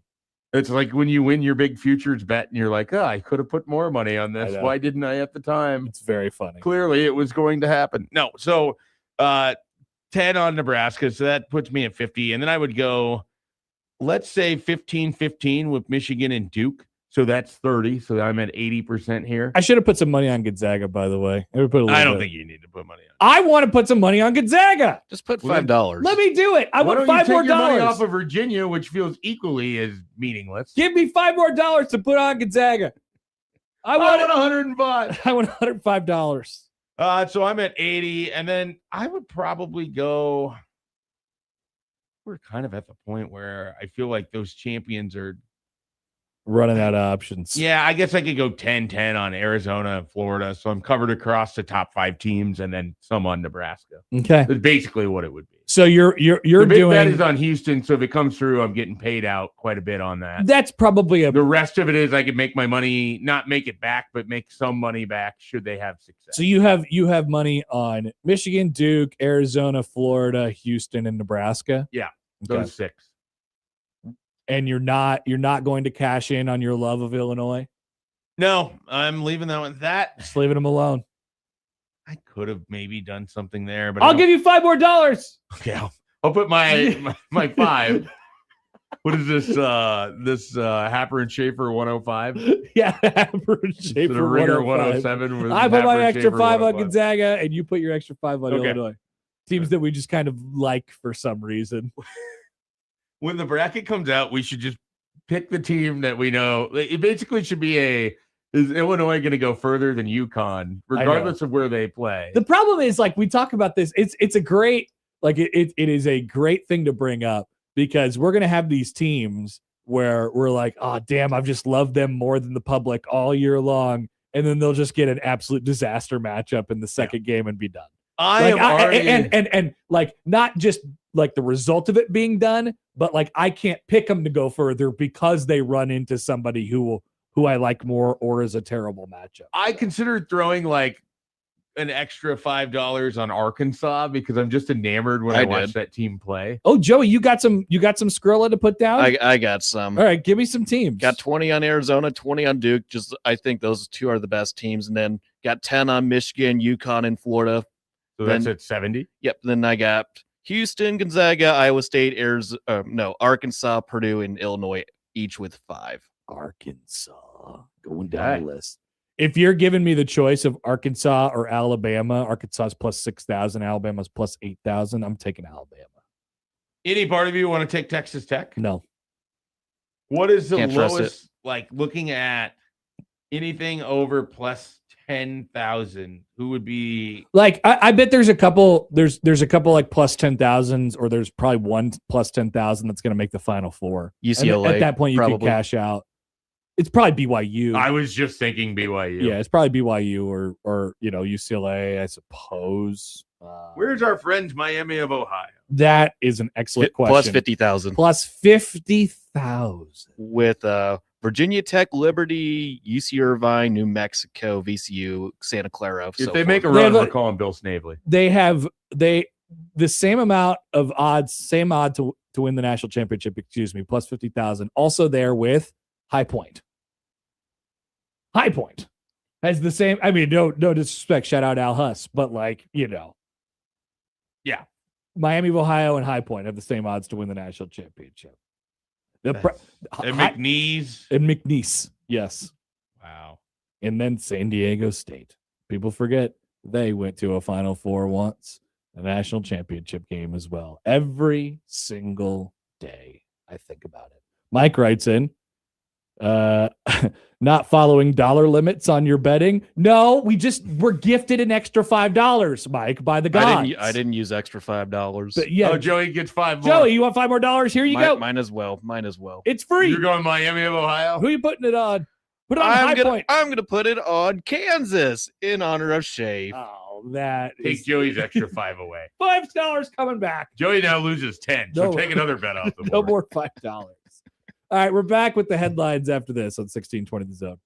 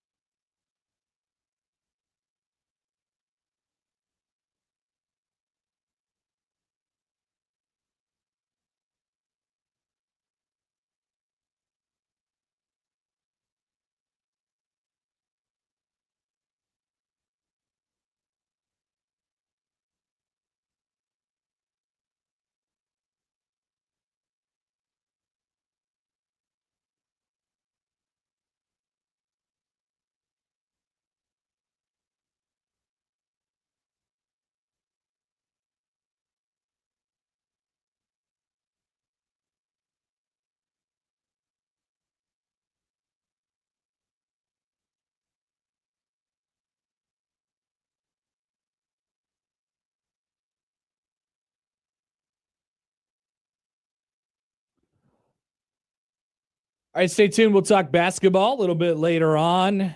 Actually, coming up pretty shortly here as Nebraska basketball gets prepared for a big game on Sunday against the Iowa Hawkeyes, who are coming off of a loss last night to Michigan. Also, stay tuned for our daily Ham and Bears segment. Also coming the up Ham and Bears. Yes. And we definitely don't do it conveniently when Matt is awake and aware. I should make an open for this. we talk about the Bears a lot. Just all of it just with Matt going on a rant But about his Bears. Anyway. If you could do a bear down the Ham and Bears, that would be pretty good. That would be good. Oh, Black Cat says someone didn't listen to Wacky Guess Wednesday. Who's on Wacky Guess Wednesday yesterday? I missed it. The mayor of Hammond? Was it? Who was on I Wacky? have no idea. I'm just Joey, guessing. do you know who was on Wacky Guess Wednesday yesterday? I wasn't sure. Dang. I apologize for not paying attention. I had a lot of different stuff going on yesterday. But I don't know. Maybe Black Cat could tell us what the No, I mean, it was Bet Free Mike talking to Matt about responsible betting. Good bit, Josh. Well done. that is well done. All right. We got headlines, Joey. Tell us about them. Okay, the first headline: United Airlines can now kick passengers off flights and ban them for not using headphones. Okay, that almost assuredly is going to be the click. I think, right? It is, and at the same time, there's really not like more that they can add to it, other than I guess like how they reasoning, maybe. But yeah, I mean, I love to be mad at airlines. let's at least hear the second headline. But I do agree, it seems click-worthy. All right, this is a particular celebrity. Britney Spears arrested in California for DUI. It's a conspiracy. No, What did you say? I said celebrity. Oh, he did say It's so. a celebrity. I was like, wait, hang on. It's a celebrity. No, I'm God, but I feel bad for Britney. Leave her alone. Let's just go with the United Airlines story. All right, so here we go. United Airlines can now kick passengers off flights and ban them for not using headphones. The airline quietly updated its contract of carriage in 2026, adding the requirement under its refusal of transport section. The same policy area that outlines behaviors that can get passengers denied boarding or kicked off a flight. Under the new wording, passengers who play audio or video content without headphones may be removed from the aircraft or even banned from flying with the airline in the future. And I got to tell you, this is a great idea. I love it. Have you ever job. run into this though? Very, very rarely. I mean, like, I've seen almost it. accidentally. Yeah. Like it's just like, oh, I unplugged it for just a second and it got really loud, and then Right. I've never had the experience that I have had on many subways where someone just has their headphones around their neck and they're playing it at peak volume so everyone else can hear it. I've had that less so on a plane. Yeah, I've never had that on a plane. Yeah. I've had that like on every shuttle, tram, bus. In public, Any of I'm those. like generally annoyed that everything is too loud. Sure, yeah. I like I said the other day, I mean it ties right back into this. I can't understand why anyone's phones make any noise, period. Unless you are on your couch doom scrolling on TikTok, Right. Your phone should be making no noise literally whatsoever. Yeah. I That- agree. that This is a unbelievably correct take. That YouTube video you want to show your coworker at work, they don't care. They don't care. Which is funny because I just showed Mike a YouTube video. was just thinking about that, and I care. I showed him the Mike Francesa Harambe reaction. I wanted to hear Gorilla.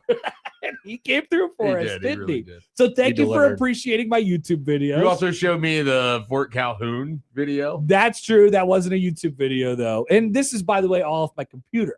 Yeah, So very different. that is indeed different. So United can now kick passengers potentially off the flight for getting too many complaints about this. It makes it a legally enforceable rule. The policy change gives crew members explicit authority to take action if someone ignores requests to turn off loud audio. A good move by United. I think Southwest is continuing to lose passengers every single day. It could Assigned seating. Dude, for the people. The pushback on the Southwest thing from longtime Southwest customers has just been absurd to watch. Like, I'm not much of a public complainer about airlines, but chances are a lot of people who are. Yeah. And we know a lot of people around here who fly Southwest because it's one of the biggest, if not the biggest carriers in Omaha. And I mean, the reaction to this has just been horrific from every angle. Yeah. Bag space on the plane, like when people get to board and all, I mean, it's everything. I definitely appreciated the style that Southwest was with all of it. And I know that when they made their change, I was less likely to buy tickets for Southwest. Some of that is going from what they are to charging on literally everything makes them no different than any other airline, which is what the appeal of Southwest was the entire time. Indeed. So, and now United's got a cool rule where they can kick people off for having loud headphones. I'd like to see Southwest implement something like that. Yeah. I don't think they do, though. I don't think when your customers back. Yeah, they gotta. I don't think they can change now. I think it might be too late. Unless they revert back to normal. It's been like 2.5 months. I think you have to probably just keep. I just have no airline that I am loyal to at this point anymore. I don't. And it used to be Southwest because I had the card, and like you said, I mean, so many of their flights went everywhere I needed to go. So it was just very convenient. Now it's like I'll fly anywhere. We're on any of them. I have one I'm loyal to. Yeah, because you get benefits. I get the benefits. You have extra stuff. I get privileges. Now Schaefer is you could put on your like flyer LinkedIn page the open for work, open to new airlines. Yeah. Open for jobs. They should be courting me, person who used to fly a fair amount and now like goes on one trip. Yeah, you're ripe for the picking, man. You're a free agent. Just some airline's got to come along and make Schaefer's day. All right, those are the headlines. We'll be back 8 o'clock hour after this on 1620 The Zone.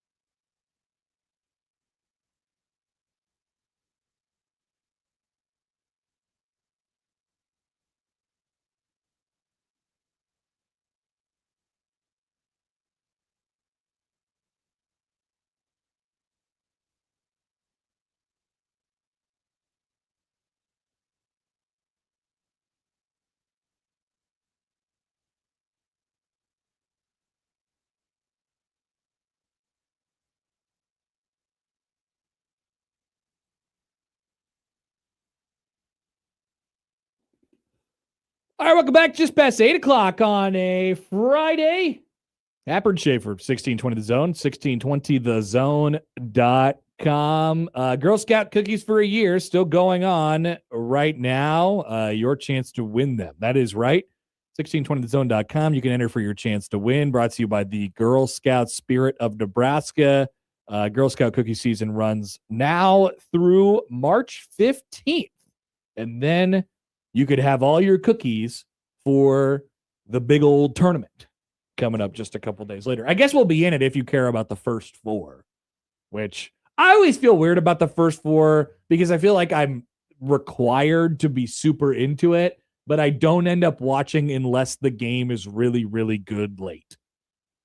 Yeah, I mean, I think it's like a perfectly fine thing for me to have on the background of whatever else I might be doing. Yeah, like basically on the Monday and Tuesday, or it's Tuesday and Wednesday, right? Yeah, the Tuesday and Wednesday, you're spending some time thinking about what's coming up on Thursday and Friday and Saturday and Sunday. Maybe there's some preparations to be had, travel to be had, or something like that. And so there's a chance that I just missed the entire first four, which has happened before. Yeah. No, I mean, it's the only time I'm like really ever. It's sometimes their matchups are like actually kind of interesting, or it's a team that I just like. The UCLA year, I was really in on that UCLA team, but it's never it's bubble teams. It's literally bubble teams, and so there's nothing really sexy about them usually. And the one thing I don't, so it's just like, what am I going to do? I'm going to sit here and watch these bubble teams like battle to the death. What is this? A bracket buster weekend or something like that? And once in the blue moon, you'll see one of those 11 seeds in the play-in make a run in the NCAA tournament. What I don't like is you can't like pick the results in that game when you're doing those March Madness bracket challenges. That is true. So there's a very, very small window to actually select your bracket in the most accurate way. And it's basically just Thursday morning until 10 a.m.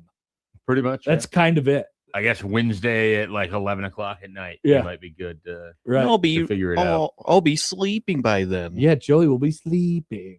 And these idiots want to move the tournament to 900 teams or whatever they're talking about. That way they don't even have a play-in. I'm already not interested in the first four, and they're going to add 4 times 100 more. That's the stupidest thing I can think of. Nobody throughout this entire thing where they're talking about expansion, and some people like Seth Davis or whatever is like, I don't actually mind expansion, and trust me, you'll watch it. Nobody has ever explained to me, even though we don't really need it explained to us because we know why, but nobody has given me a good reason to actually do this. There's no good reason that exists except for making more money. Yeah, that's the whole reason. Getting more tournament inventory, which is why I can't understand why there would be any normal person on planet Earth who is not involved as a television executive who would actually want this. They haven't given me a reason. Yeah, I mean, have you heard anything? I could see someone's reason being, I'm not going to, like, I would pay more attention if there's a stake involved in this than if there's not. So the elimination of teams might get you more interested in it, I suppose. You know, if there's going to be basketball anyways. Okay. So, like, if I'm assuming you go to a bigger tournament, you're going to have slightly less regular season games, or it needs to, the schedule has to change a little bit. Okay. Because some of it is, if you have 96 teams, that's a long layoff for the teams that aren't, and I'm assuming there's buys into this. I don't know. I have no idea what the format would be. Could one play 96? That seems pointless, but maybe 295, 394. Yeah. Let's go take a look at the 68 seed. I don't know how that actually works in a bracket either. Yeah. So I don't either. And they'd be and we all know, instead of actually taking, more mid-major teams or anything like that, they would just take the entire Big Ten and SEC, which would be once again even more pointless. I'm actually like, people say, so they say for the first four, they save the high major game, the bubble game, for later. Mm-hmm. I'm actually more interested in the 16-16 game. Yeah, those games are always more fun. Some of them are very fun, like last second shots, buzzer beaters, things of that nature. Virginia lost my interest in those 11 seed games, just the way they performed against Colorado State that one year. Oh yeah, what did they have, like 28 points or something like that? Something in the 30s. That Virginia is dead, Joey. They're gone. That is true. They're in its ashes is a new Virginia that I also don't believe. There's not very many teams like that anymore. No, there aren't. I mean, Wisconsin used to play that style, and now they play a very different style altogether. Oh my god! What was the score? 67-42. They had 14. They had 14 in the first half, 28 in the second. Cronin and Cincinnati were like that, but they're not that style anymore. He's not that style at UCLA. Who has the worst adjusted offense in the country? Well, I mean, you go to it. Who is the worst high major adjusted offense in the country? Not that Virginia had those Virginia teams wouldn't have been bad in this. It's just their style. Maybe I should look at tempo. That's what I thought you were going to look at. Let's do adjusted tempo. Or maybe raw tempo is actually what I want here. Thank you, Kempom. Appreciate all this ability to look at stats. Wow. Okay, so raw tempo, this is not opponent adjusted. The worst, the slowest in the country is Niagara. The next two slowest are both Big Ten teams. Would you like to guess? Okay. Iowa. Mm-hmm. So that was who I thought was going to be the lowest in terms. The most like Virginia would be Iowa. Mm-hmm. And then the other Big Ten team with an incredibly slow tempo. I want to say Northwestern, but I don't think that's going to be right. It is not the Wildcats, but it is a Big Ten West team. Minnesota? The Minnesota. Okay. Golden Gophers. Yep. Indeed. The next... They had a kind of a sneaky, solid year for... Oh, yeah. I don't think they're going to be very good, and they're going to finish right around 500. Yeah, these playing the crown. Yeah, these Midwest coaches. Yeah. They've stolen some wins in there. College basketball is going to be a lot of fun around here. Find a way. They find a way. West Virginia is the next high major team that is the slowest tempo in here. Now? Do you know? The West Virginia coach is named Ross Hodge. Okay. Ross Hodge. Never knew that a Ross Hodge existed. Never heard of that name. Ross Hodge was the coach for the last 2 years at North Texas.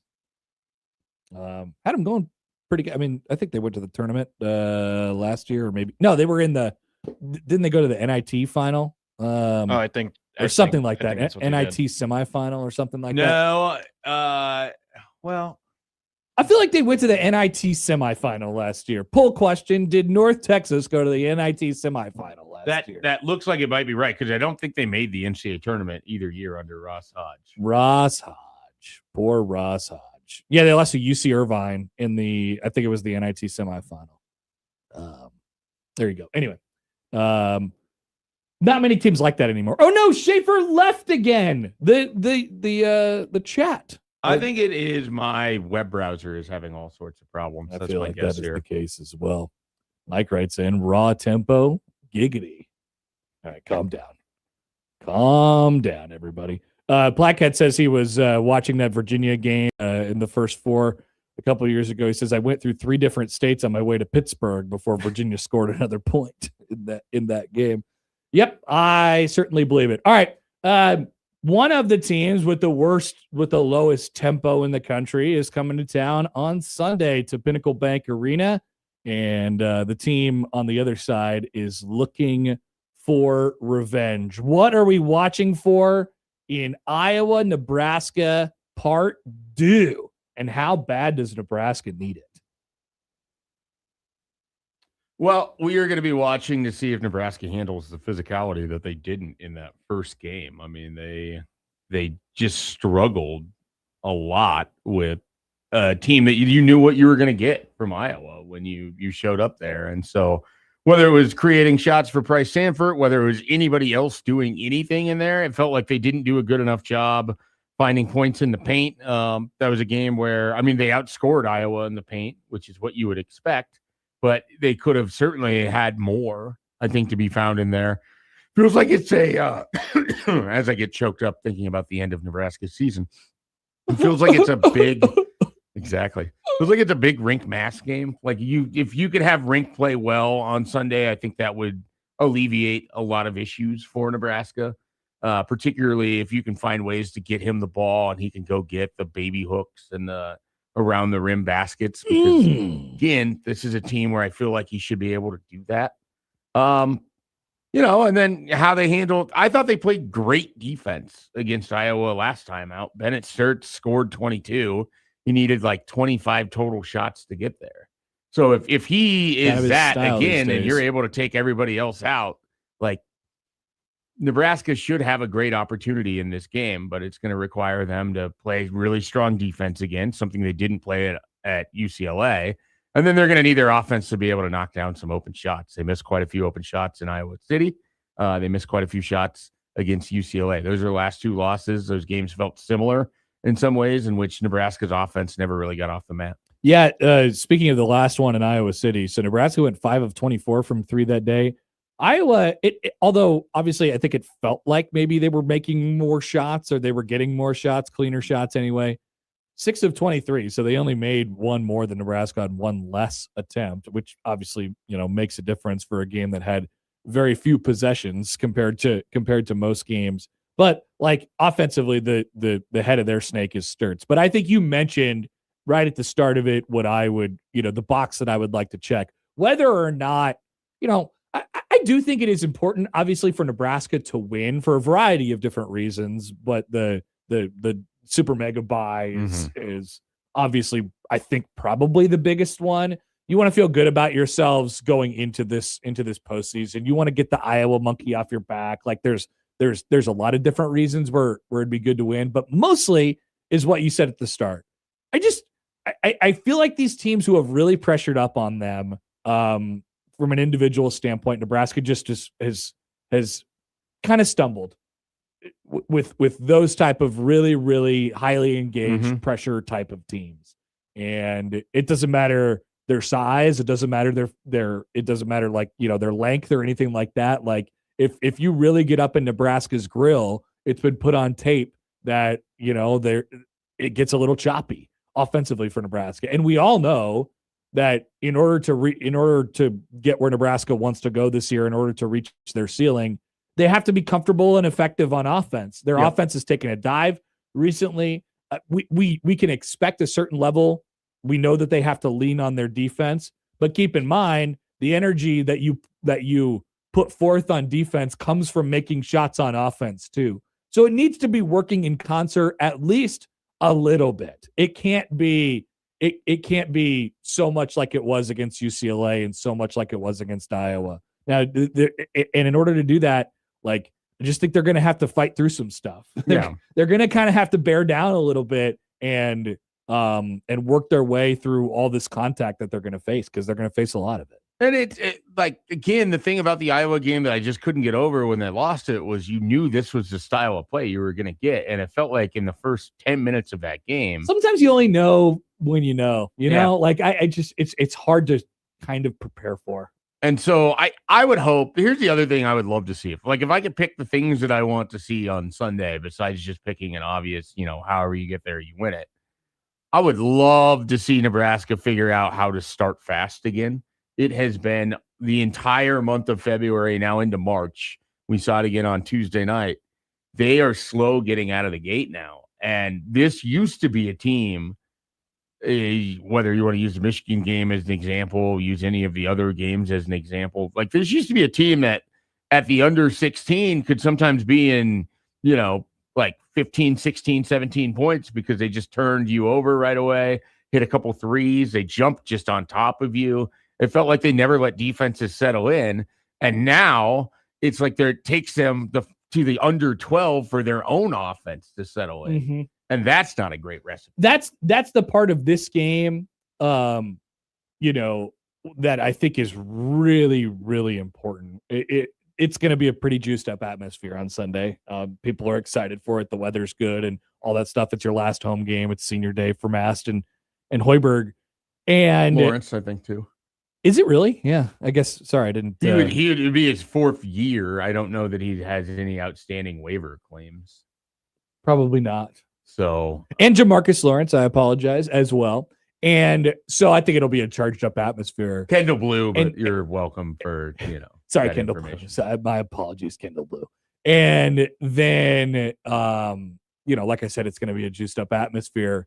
And so if they get off to a good start, it'll be an opportunity for you to really, really pounce on them early. And they, that side can't have that because they're such a low possession team where they're not coming back on you for the most part. Never say never, but they're not coming back on you. But on the other side, if they really dig in, if Iowa really digs in and settles in, and it's, it's 6-2 at the under 16, and it's 11-4 at the under 12, which God forbid that's a low number. Sorry, but what you get the point. No. Then we're talking about a very, very different thing. We're talking about a very different atmosphere, and that's a environment that is conducive for winning for Iowa. Last time that we were going into this game, I just felt like I said it all the day before in the show before.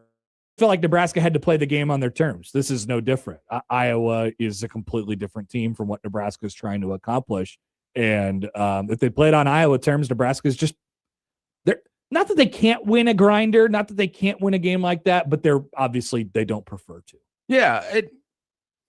I just go back to this. Like, they played better defense than Iowa in the game that they lost, and they didn't win because they just couldn't hit 2 open shots, things of that nature. Like, it's just, I have no concern that their defense won't make life very difficult for that Iowa team. No doubt. It's whether they can show up offensively, whether they can stem the tide of turnovers that have really risen. They turned it over quite a bit early against Iowa in that game. Jamarcus has had some ball handling struggles here in the last few weeks. Well, and I think that Iowa, like Nebraska, like I said, it's set up for a team offensively that wants to move and space and freedom and all that stuff. And I was set up to play offensively in a game like that because they have one real scorer. Yeah. And he is a terror. Like he is quite the challenge to guard. And he's a shot maker like crazy. So if Mass is the most important player for me on Saturday to play well for Nebraska to just kind of handle their business, the second is actually probably Frager, because I think he has, again, the ability coming off of the bench,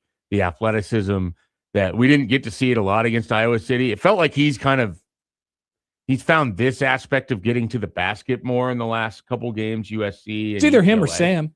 And so he's got to do it. He's got to be able to do it against Iowa. They need that element to force people to collapse down on him to open up other things. And if he can do that, and the other big thing, if he gets downhill, he's more likely to get to the rim than just about anybody else and to the free throw line. Oh, and so in this game, yes. Yeah, if he can do that, then you can match sort of what Iowa wants to do, which is also try to get to the free throw line to steal possessions as well. D'Lo writes in on YouTube, a team who just lost at Maryland and Penn State isn't coming to Pinnacle Bank Arena on senior day and keeping it within 10. I don't know. I kind of feel like Nebraska's in for a little bit of a dogfight here, but I mean, they played Michigan really well at home. I think they are a different team on the road. I think there's bears out for that for Iowa a little bit, but we'll see. I mean, Nebraska has to take care of the Nebraska stuff, and if they do that, they'll beat Iowa almost every time. Is there a world where Nebraska blitzes them right out of the gate and it's just a party all afternoon long? Like, I want to live in that world. Of course. Party on the bridge. But I'm not going into this with the expectation of like, oh, they're going to win by 20, like no problem. No. I think that there is a sense of nervousness about this game from the public. It's funny because had Northwestern just beaten Purdue, then you would already know that you're in this top 4 seed thing. And I think there's like some anxiousness about that specifically. Whereas for me, it's like, I'd like to see him finish the season on a bit of a high note. You take care of Iowa on senior day. Part of it is it's Iowa. We had this discussion when Nebraska played them on President's Day and you were there. Like at some point, the constant losses to Iowa. It just really grinds at you. I don't want to be in that building hearing the obnoxious "Let's go Hawk" chant. It would be a box for this team to check, like when you think about them down the line, which we'll be doing plenty of thinking about them down the line. Nebraska fans will be is like, remember when they beat Iowa on senior day and they got that? Like that's a big checkpoint in the season. 26-5 regular season would look pretty nice. Finishing 6-5 in your last 10 instead of 5-6 in your last 10 after starting 20-0. I mean, that I don't know, that's a stat that people remember, but like you're coming off of it from a different perspective, that's for sure. And then obviously there is the super mega buy. So what's the scenario? Joey, are you on top of the scenarios for Nebraska as far as the Big Ten tournament is concerned? No, I haven't, but I think I can kind of run through them. I think Schaefer's probably there's like 512 from a tweet I saw.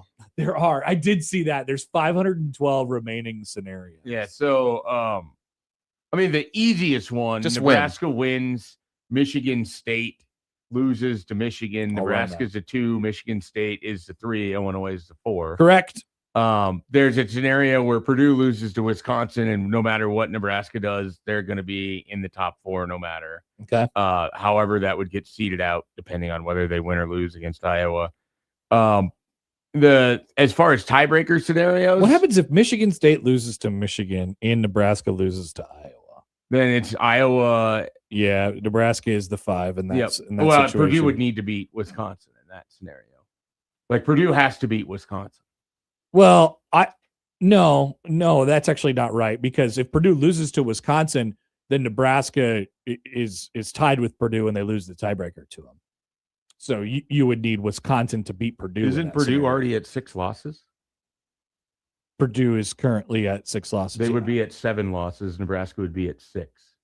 So Nebraska you just said Purdue beat Wisconsin. I'm saying Wisconsin. Like if Purdue loses to Wisconsin, then it doesn't matter what Nebraska does. That is correct. Okay, that is correct. The other scenario that I just said was if Nebraska loses to Iowa, if Michigan State beats Michigan, and if Purdue beats Wisconsin, then that is a loss for Nebraska. I either missed it. You had said Purdue beats Wisconsin, or that hadn't been established. One of those two. So they would both be 14-6 in that case, and Nebraska would lose the tiebreaker to Purdue because they lost the game. So there's like you said, 512 different scenarios here, but obviously the most important thing for Nebraska is that they take care of business, and that locks them in a super mega bye. Whatever seed they actually end up being is dependent on all the other results from this weekend. All right, we'll take a break. We'll come back and have more after this on 1620 The Zone.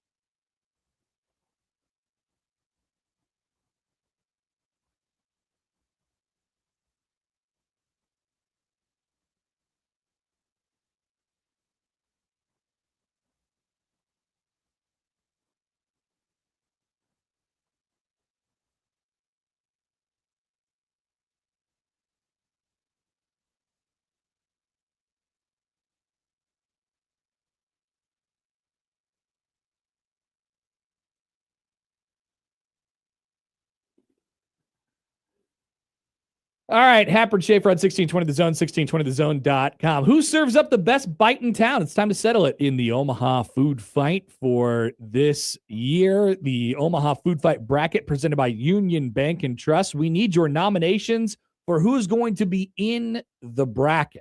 That's right. It's up to you. Nominations are open now through March the 12th. The bracket will drop on the following Monday, the 15th.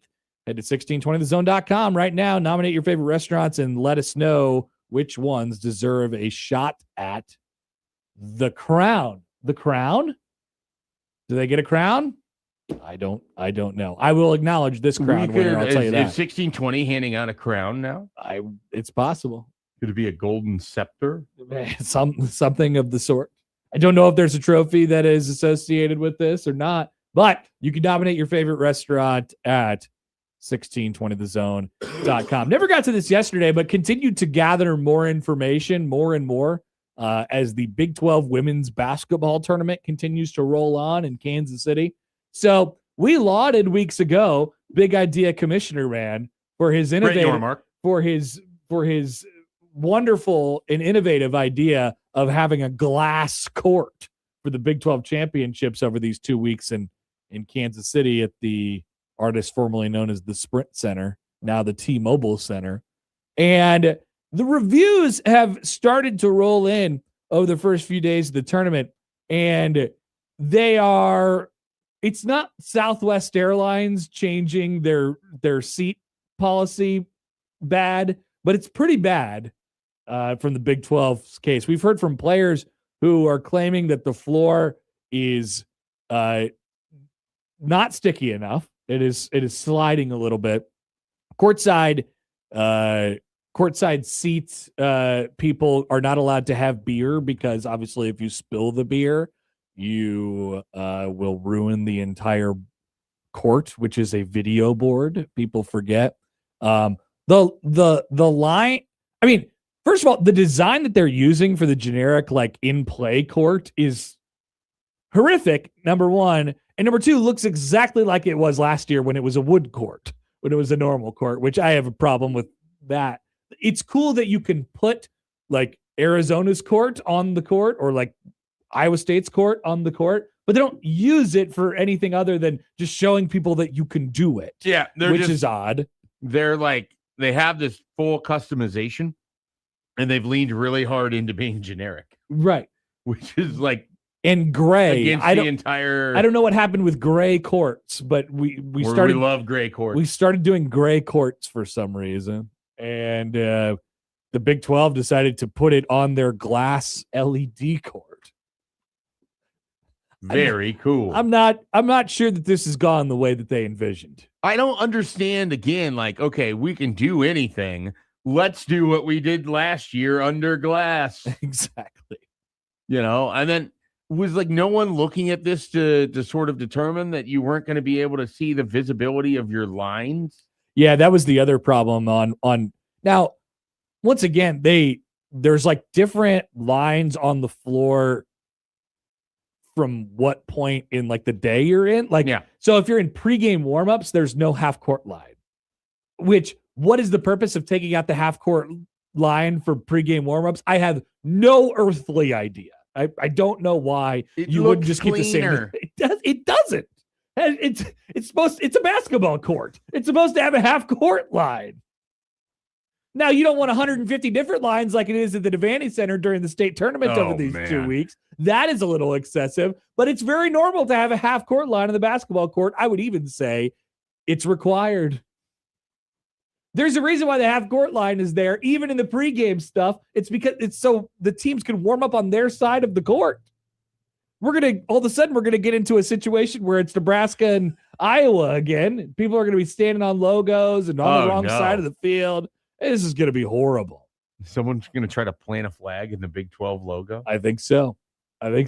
This has not worked out well, I don't think, for Big Idea Commissioner Man.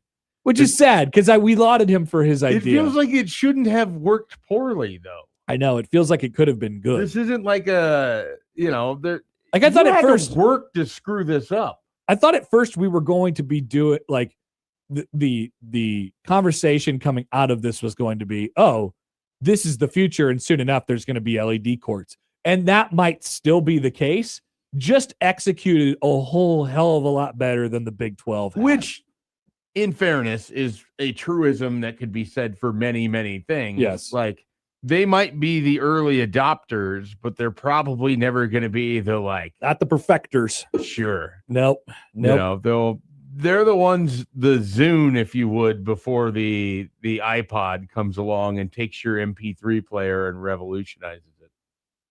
You remember the Zune? I never had a Zune. I had an MP3 player. For some reason, I feel very strongly that Josh Hodgson would have had a Zune. I don't know why. Well, I feel this is just a theory that I just came up with, so let me know. I feel like all people who have a Samsung phone had a Zune. I love the theory. What do you think? Anybody have thoughts on that? Can anybody confirm? My wife did not have a Zune. If you don't have an iPhone, she probably had a Memorex. You probably had a Zune. Yeah, that'd be my guess.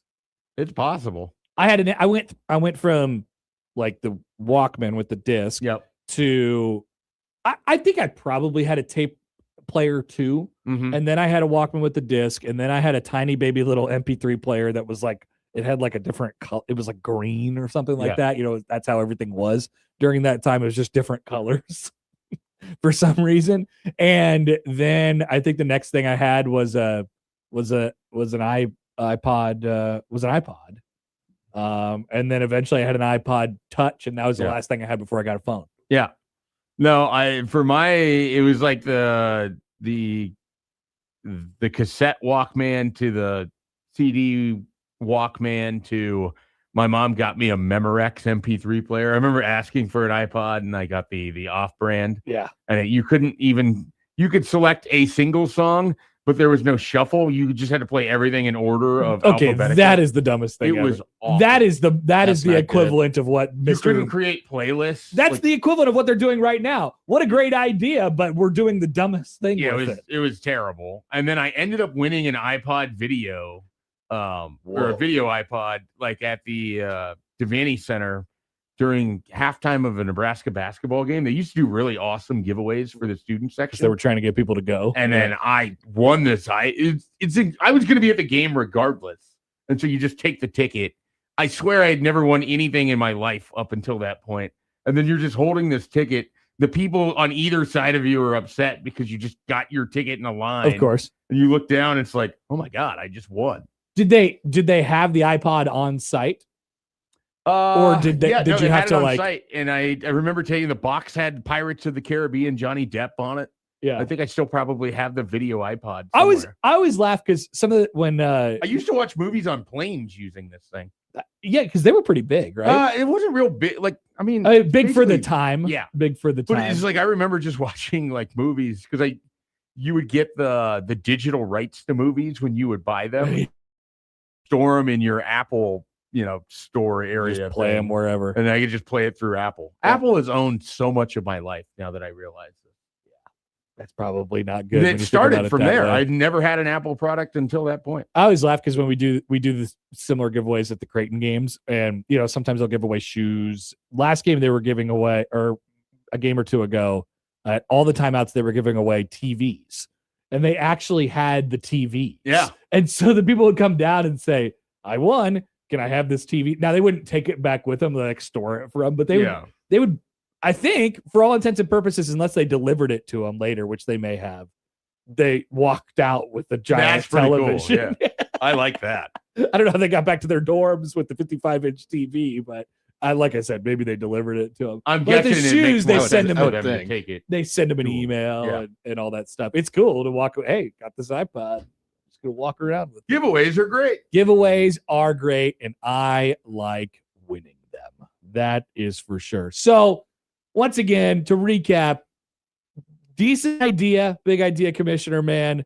Seems like poor execution. We'll see if they do any better for the men's tournament next week in Kansas City. And I no longer think that this is going to be like a giant burst of LED courts. Maybe you'll see some of it in the NBA, but they have the money to pay for all the different courts. I mean, they have like 6 different courts now.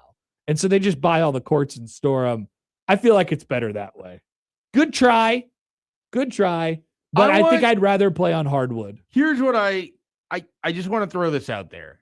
Let someone else that isn't the Big 12 try it, and we'll see if there's still potential for this. Okay, I can agree to that deal. You know, we can't let Brent Yormark and his cronies make these sort of discoveries and only use their evidence. Jason writes in on Twitter, why no half-court line? Because we can, Connor. That's why. Hey, it's the same reason why I'm going to be so triggered this baseball season when home runs get hit. They're going to shut the lights out on the lights. Are they going to do it for your games? Yes. Oh man. Yeah, because I did a tweet about it a couple days ago, and then I got a text that's like, I got news for you. I'm like, all right, well, just know I'm going to call you out. Maybe since Creighton will do it, you'll love it. No, I will still say, I don't know. I will be silent on the issue. That's what will happen. I bet he changes his tune. No, I won't love it. Trust me. He will love it. Now, one thing I don't mind is closer entry. Oh yeah, sequences. More of those. Okay. Those are great. Those are good. I'm fine with those. The theatrics of it, I enjoy. But if there is lights off while the players are rounding the bases and there's action that's generally happening, I'm out. And I've made my case well known. You certainly have. All right, we'll be back. Finish out the 8 o'clock hour. This is routinely the segment usually where we talk about the Ham Bears, and we do have a Ham Bears Bear topic. down the Ham and Bears. So maybe we'll discuss the big trade yesterday in the NFL, or one of a couple, I suppose, in the NFL. We're back after this on 1620 The Zone.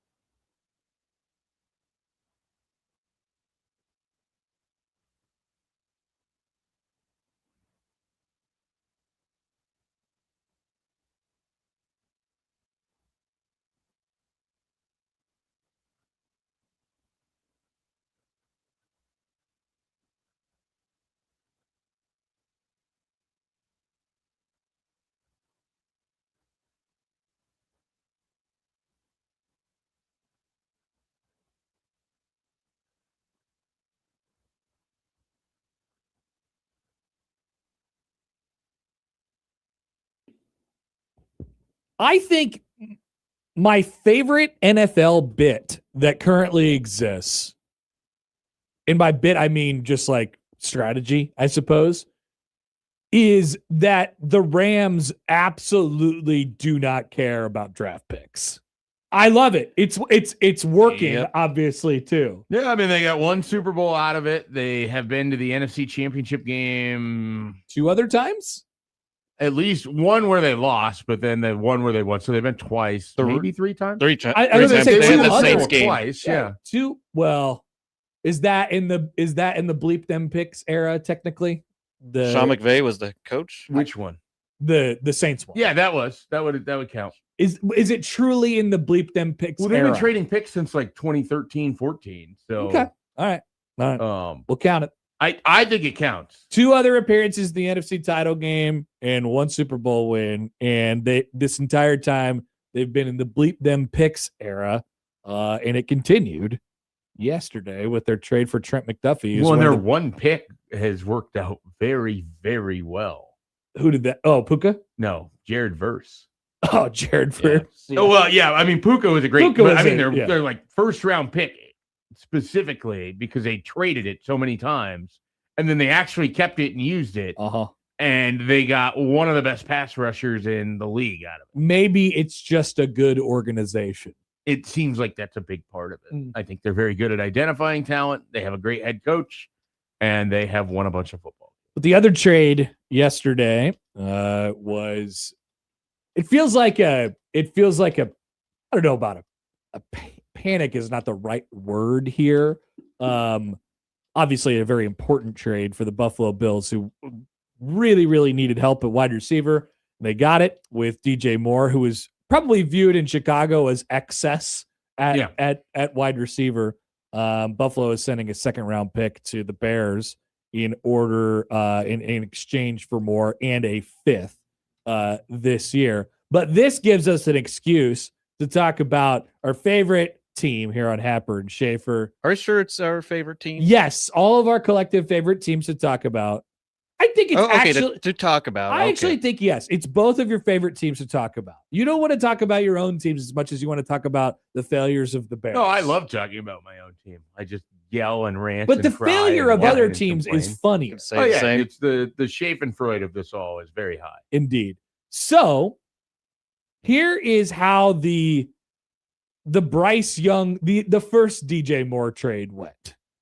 This is also known as the Bryce Young, traded for the number 1 pick. So the Bears traded what ended up being effectively the number 1 pick in the 2023 draft, which ended up being Bryce Young, for the 2023 10th overall pick, which ended up being Darnell Wright, the 2024 number 1 pick, which ended up being Caleb Williams, the 2024 4th round pick, which ended up being Torrey Taylor, the 2025 2nd round pick, which ended up being Luther Burden, 3 years of DJ Moore, where he averaged 1,000 yards a season, and an upcoming draft pick in the 2nd round with a player TBD. With the Bills sending the Bears a 2026 2nd for DJ Moore. Like I said, that's sort of how that went. So this is a good thing for the Bears, obviously. Yeah, I mean, this is still just like such an overwhelmingly big win of a trade for any one organization. Mm-hmm. Like Caleb Williams doesn't even have to be demonstrably better than what he was this past year for this to be just a massive win. Here's the problem that I see with the way people are talking about this. Obviously, Panthers, bad organization. But like, I don't think Bryce Young is not their future quarterback, right? You know what I mean? Like, I still think he's going to be their quarterback. Yeah, he's going to be around. And so you would trade a lot, in theory, to have your quarterback for the next 8 years. Now, I don't know if he's going to be a great quarterback, but there's definitely a world where Bryce Young is good and he's a top 10-ish quarterback in the league. Yeah, 10 might be hard. He's trending that way. I mean, like, once again, I'm not. I mean, obviously, this is quite steep. Yeah, some of it is just the sheer amount that they gave up to get Bryce Young. It's it's staggering when you go back and you look through all of these, like effectively 3 first-round picks, 2 second-round picks, and a 4th-round pick. Mm-hmm. And the second-round pick is because DJ Moore got traded. Right. So a 3-year 1,000-yard wide receiver. It will be it'll just be really interesting if the Bears are able to parlay that sort of haul into something more, or if the Hammond Bears or previously Chicago Bears division title last year is it, in terms of like, is that going to be the high point, or is there going to be a lot more that follows? Yeah, you don't want to have the high point just winning the division and having a really cool trade story to tell. Yeah. So like, if you don't, if you're not threatening, and I mean like actually threatening to make the Super Bowl, because I don't feel like the Bears were a real threat at all. How many teams that have traded with the Rams over the last couple of years were like, hell yeah, sick, we won the trade. We got 1st-round draft picks from the Rams. This is awesome. I think the Detroit Lions thought they won with Jared Goff. And all the Rams do is win. But I think some of it is a lot of the ones with the Rams actually turned into like win-win scenarios. That's true. Which is sort of maybe crazy. Maybe the Panthers situation is a win-win scenario. It could be like if Bryce Young, I don't know what he has to be like. I think he has to be a top 10 quarterback for this to really matter. Now, if he's there and he's just Carolina's quarterback for 12 years and they have their ups and downs and he takes them to the playoffs and they win the NFC South a couple times, then maybe it's probably all worth it. Maybe I don't know what the line is, but what the rest of his future looks like.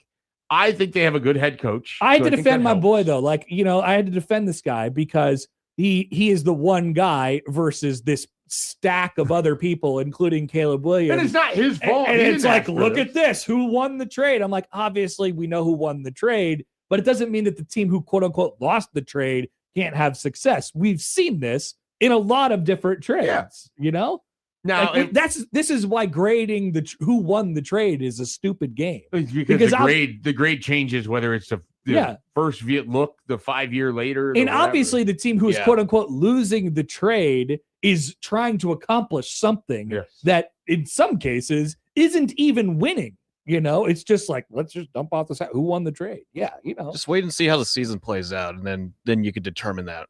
Justice for my boy. What if the Hammond Bears and the Panthers have like a divisional round playoff game? That'd be fun. That would be fun. The conversation before all of it is, look, it's Bryce Young versus all of these guys. DJ Moore can show up and wave. He's like, he's in like a Pope Mobile or something like that, and he's just waving. If you're DJ Moore today, like, you got to be a level of just enthusiasm given what you have experienced in your career. Like, you've been Carolina and then Chicago. I think he played in his first playoff game against the Packers, and the second would have been against the Rams. He's had, a nice run of things in Chicago, but now you get the best quarterback in the league. Mm-hmm. You have Joe Brady, which and a perfect guy. I think a perfect guy for DJ Moore, just based on me watching DJ Moore. Like, he seems like a really good improviser. Hey, let's run the route, sure, but 20 seconds later, when Josh still hasn't been tackled, like, do a different thing. Yeah. That feels like a good thing for DJ Moore. I just run in circles. I'll find. I would imagine the expectation is that he's their number one wide receiver right off the bat, and you see where it goes. Now, he's been good. He's never been like anywhere near an elite wide receiver, but he's always been good, pretty steady. And so I'm fascinated as to what that picture looks like. Would you look at this? We got a tweet from Matt McMaster. Panthers Homer radio is wild. Hey, look, if everybody else down the Hammond Bears, if everybody else gets to defend their thing, then I get to defend my fake thing, which is the Carolina Panthers. Go Panthers! Why don't you just claim them? I've claimed them. But then you always try to turn it into a bit. Go Panthers! You think that's a bit? It. That doesn't feel real to you? We need to send Connor. I don't know, I can't tell. We need to send Connor and Austin to a Panthers game just for the bit. That would be great. We can make great content. Austin would enjoy it, and Connor would pretend like he doesn't want to enjoy it. I'd be trying to find good food in Charlotte. Yeah. That's what I'd be doing. All right, back after this on 1620 The Zone.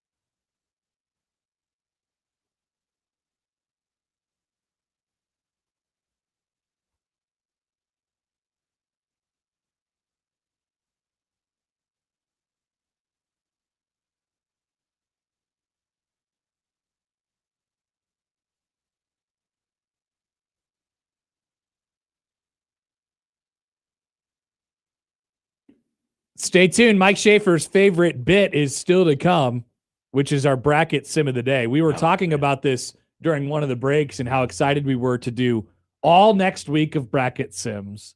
And then once we actually get the real life bracket, we could sim that bracket for 3 days, for 4 days as well. Should I do a bracketology? Just randomly just make a bracket myself. You're going to make a bracket?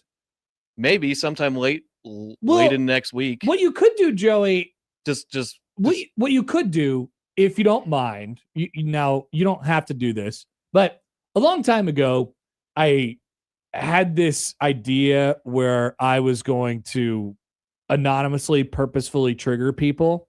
And so what you could do is you do a bracketology, but you seed like 3 teams, like 4 lines lower than they should be, or keep like 3 bubble teams out, or like borderline bubble teams out, or something like that, or mess with 1 seed, and then just pump it out there and target the people that you're trying to trigger. This is such a Connor Happer thing. Do you remember College Football Report now? I do. Okay. All right. I was going to say not many people do. But you just target some people like Austin Jacobson did with Carney. Yep. The other night. Famously did. And you could put out your bracketology, but it would just be a bit. What do you think? I like it. I like the idea of the town of Kearney having a beef with Austin Jacobson. I know. It is but he did it. Never allowed to come He back. did it under the Hurrdat Sports account. Sure. So they don't know that it was him. Hurrdat. Yeah, they don't know that it was Even him. better. It's great engagement bait. It really is. I mostly think it's even better because I could just see like how uncomfortable Mike Sauter would be because he genuinely loves Kearney. Love Kearney, he would say. No, he would say I love Kearney. He would not do the I love Kearney.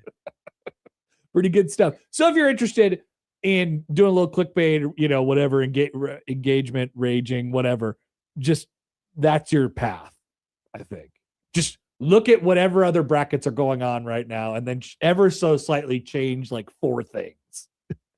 And don't make one of them Nebraska. I know how your brain is wanting to work. I was going to lean towards the Auburn route and just throw them in at a random bracketology. Oh, that's interesting. You do Auburn, Miami of Ohio.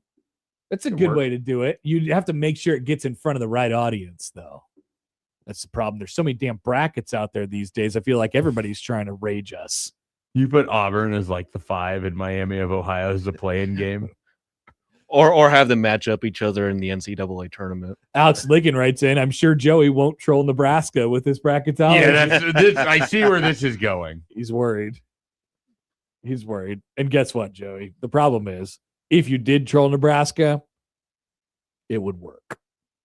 That's the issue. It would work. I know who they would blame. They would blame Connor. And then Connor would just get the Twitter assault for it. That's true. If it has my name by on it. Jays. That's true. Well, they would say that about you too, but they would mostly just blame me. So it would be Connor. Yeah, I'd probably just ignore it, or at least I'd try to. Just received a text who said a good form of Nebraska ball rage bait right now is saying who you think should be all Big Ten. Have you seen this? No. I saw some graphs going around of people releasing their all Big Ten teams, and they were very, very unhappy that either Braden Frager wasn't the 6th man of the year, which I don't know when people started caring about 6th man of the year. Most of the lists that I've seen have had Sanford as a first teamer, which I think is what's going to happen. Yeah. Or they don't put Sam on the all defense, first team all defense or whatever it is. Like I've seen a couple of those over the last few days because they have been engaged with so much. You have the option to not engage with them. Yeah. I anticipate that there will be decisions made with these that people aren't going to like, but I think that was going to be obvious going into it. Here's the other thing. There's 20 freaking teams in this conference. 18, but yes. Well, whatever it is. I mean, it's way too many. There's so many teams. Is 18, 20. I would agree. Yes. There are so many teams that there's too many damn people. You're going to condense it down to 5 players for your first team all Big Ten. Like it's just I think we just have to understand there's going to be good players that are going to be left off because there's 18 teams or 20 for some reason in my head. 20 is fine. We could just say that it's 20 from now on. I've already added Notre Dame and Miami. Oh, whoa. Those are always my, whenever I get into this conversation, who would you add to the Big Ten? First two answers every time. My first one is Notre Dame, and then my Definitely other one's Notre Dame. you can convince me of anything else. I don't care. Yeah. Bring NC State along or something. I mainly just like the idea of randomly having a team in Florida, just like you now have teams in California. From Miami sea to fits because sea. I think they'd be looking to leave the ACC, and in no way will Florida let them in the SEC. That is true. So, all right, bring them on. plus, I kind of also want Nebraska-Miami to be a yearly rivalry. Now I don't know so much. This was before Miami had reached the college football playoff stage of spending that much money on everything. Nebraska would Nebraska and Miami be a protected rivalry if Miami was in the Big Ten? Is that what you're asking? That's what I would want. Oh my God, I would want that too. I would like it. I think it'd be amazing every year. Finally, well, or would it be them in Notre Dame? Would be them in Notre Dame. So who would be the Notre Dame protected rivals if Notre Dame joined Notre the Dame Big would Ten? want like Michigan. 9 protected rivals. Notre Dame would want the entire schedule to be protected. Michigan, USC. Michigan would be the first that comes to mind. USC is already they're playing. Yeah, So, but not not really, this year. not yeah, anymore. they did away with that, didn't they? Yeah, they're Then you cowards. could discuss Miami. Penn State would have claims in there. Indiana, Purdue in the same state. they'd have too many. Michigan State. That's too. why Nebraska, Miami should be. It would be Nebraska, Miami. Yeah. be amazing. That would be a lot of fun. I had ran with this that they shouldn't play the Iowa game because Iowa doesn't want the Black Friday anyways. That would be amazing to do Miami, Nebraska on Black Friday every year. Oh my God. Throwing It's just Miami in a replacing Wait, did you Colorado. just say that Iowa doesn't want the Black Friday? For the longest time they didn't. I They were the always ones felt- trying to cancel it. Yeah, I always feel like they did. They've adjusted to it now. They're I like think good with it. they're now. in on it now. Yeah, I think the winning has helped. undoubtedly. Knowing it that did. you've ruined someone's Thanksgiving again is Really- probably very joy-inducing over there in Iowa I would City. imagine so. I really do not want to hear "Let's Go Hawks" chanting as I'm leaving that building. I'm telling you, on man, Sunday. it is a special kind of anger. I don't even care. I don't even care. Like, I'm sitting there a couple weeks ago at the Iowa-Nebraska women's game, and they're starting in the first quarter. Yeah. And I'm like, these guys have to shut up. We have to score points somehow, some way. I became the biggest Nebraska honk of all time. It's like they have to score points right now. Hawking against Hawkeyes. Yeah, but it doesn't it's almost more. So what'll happen tomorrow is if Iowa goes on any sort of run, which God forbid that offense gets on any sort of run, but if they do, you're going to start to hear that. But what happens is just to drown them out so it doesn't get heard, the Go Big Reds come out. But that's almost even more triggering because it's forced at that point, and your team is you need it to organically happen. The only way to do it is score points. I would anticipate it is going to be the smallest Iowa contingent they've had in some time. Probably it just won't be allowed in. Yeah. By Nebraska They'll be fans. loud because they're just loud.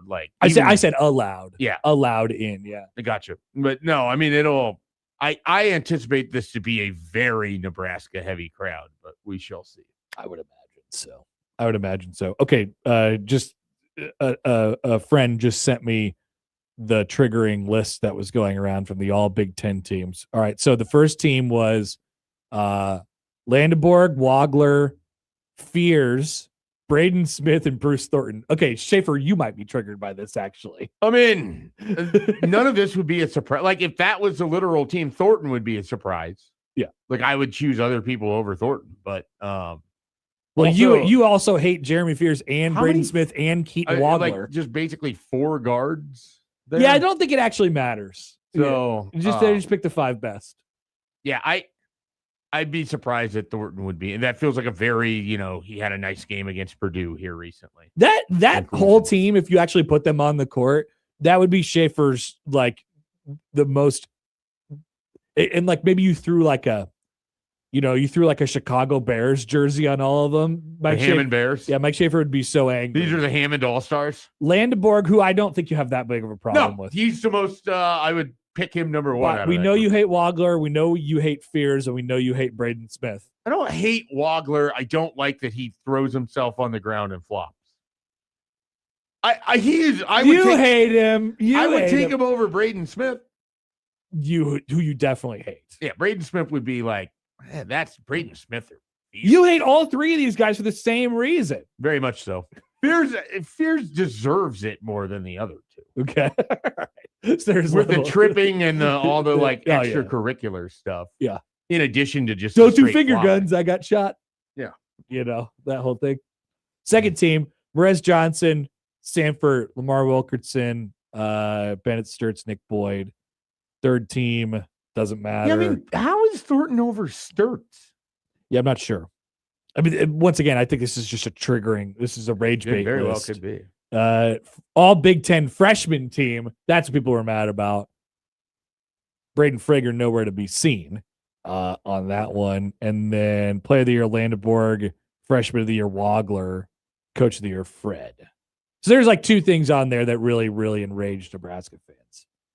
They shouldn't get enraged. By the way, about it. Fred's going to win Coach of the Year in the Big Ten. Big Ten. I'm almost sure of it. And I don't know how he wouldn't. I guess if they don't finish in the top 4, maybe it goes to Dusty May because they lost one game. He went to the Sweet 16 last year. I don't think he deserves it over Hoiberg. I'm also not like Dusty May deserved all the stuff he got last year. Yeah. Like that was the best coaching job in the country last year, coming off of a 7-win season.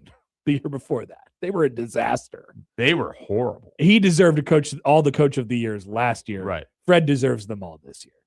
So if you take Dusty May out of it, who would be the next closest competition? McCollum?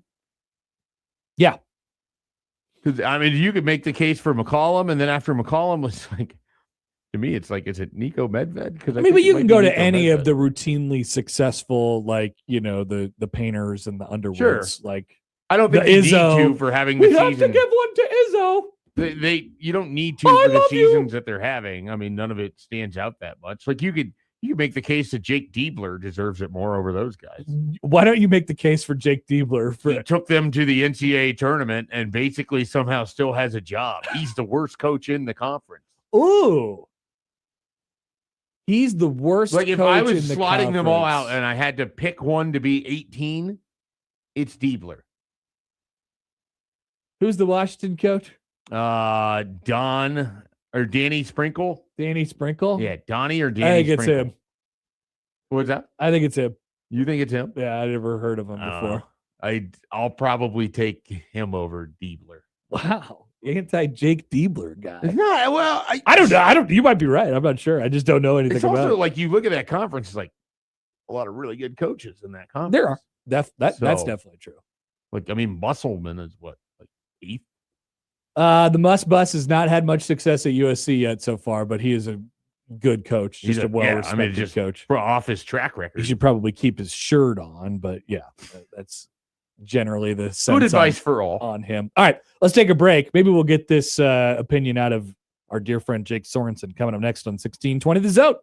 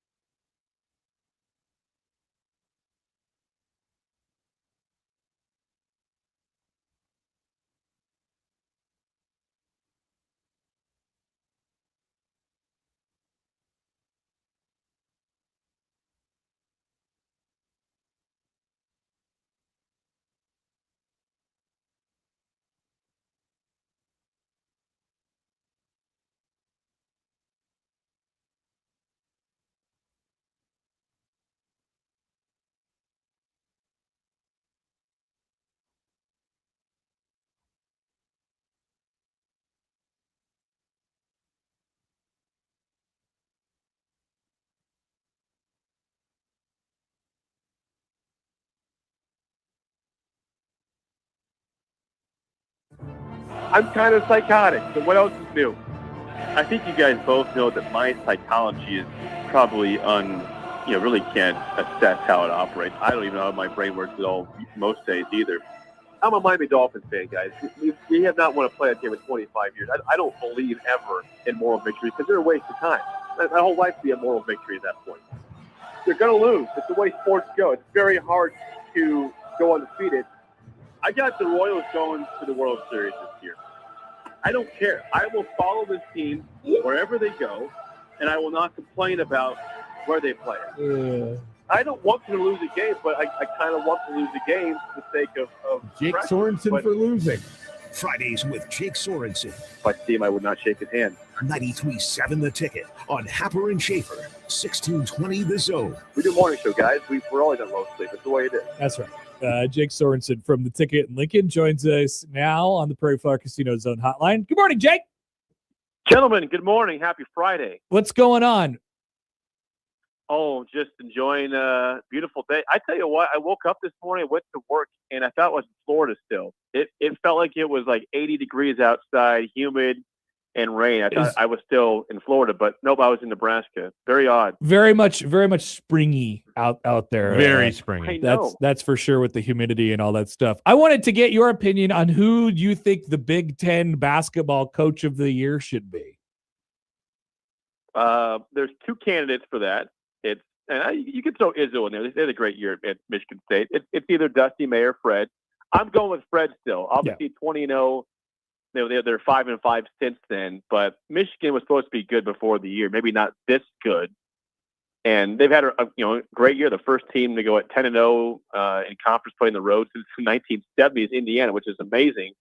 But no one thought Nebraska would be this good, a top 10 team for almost half the season, or at least for 8 weeks. So because of that, Dusty May definitely in the consideration, but it's Fred. I agree. We just received an email from Kenny on the Equitable Bank inbox. It says Mick Cronin should get Coach of the Year in the Big Ten for surviving the travel schedule. I like that take. I respect that, Kenny. I respect that from the curmudgeon that is Mick Cronin. So we discussed this too. I said that Jake Diebler at Ohio State is the number 18 coach out of the 18 coaches in the Big Ten. Do you agree with that? If not, who is the 18th coach out of the Big Ten for college basketball? Well, I'm glad. I love the starting five at Ohio State. I think it's just such a good starting five. Their bench sucks, but man, that team is tough to beat if they're on.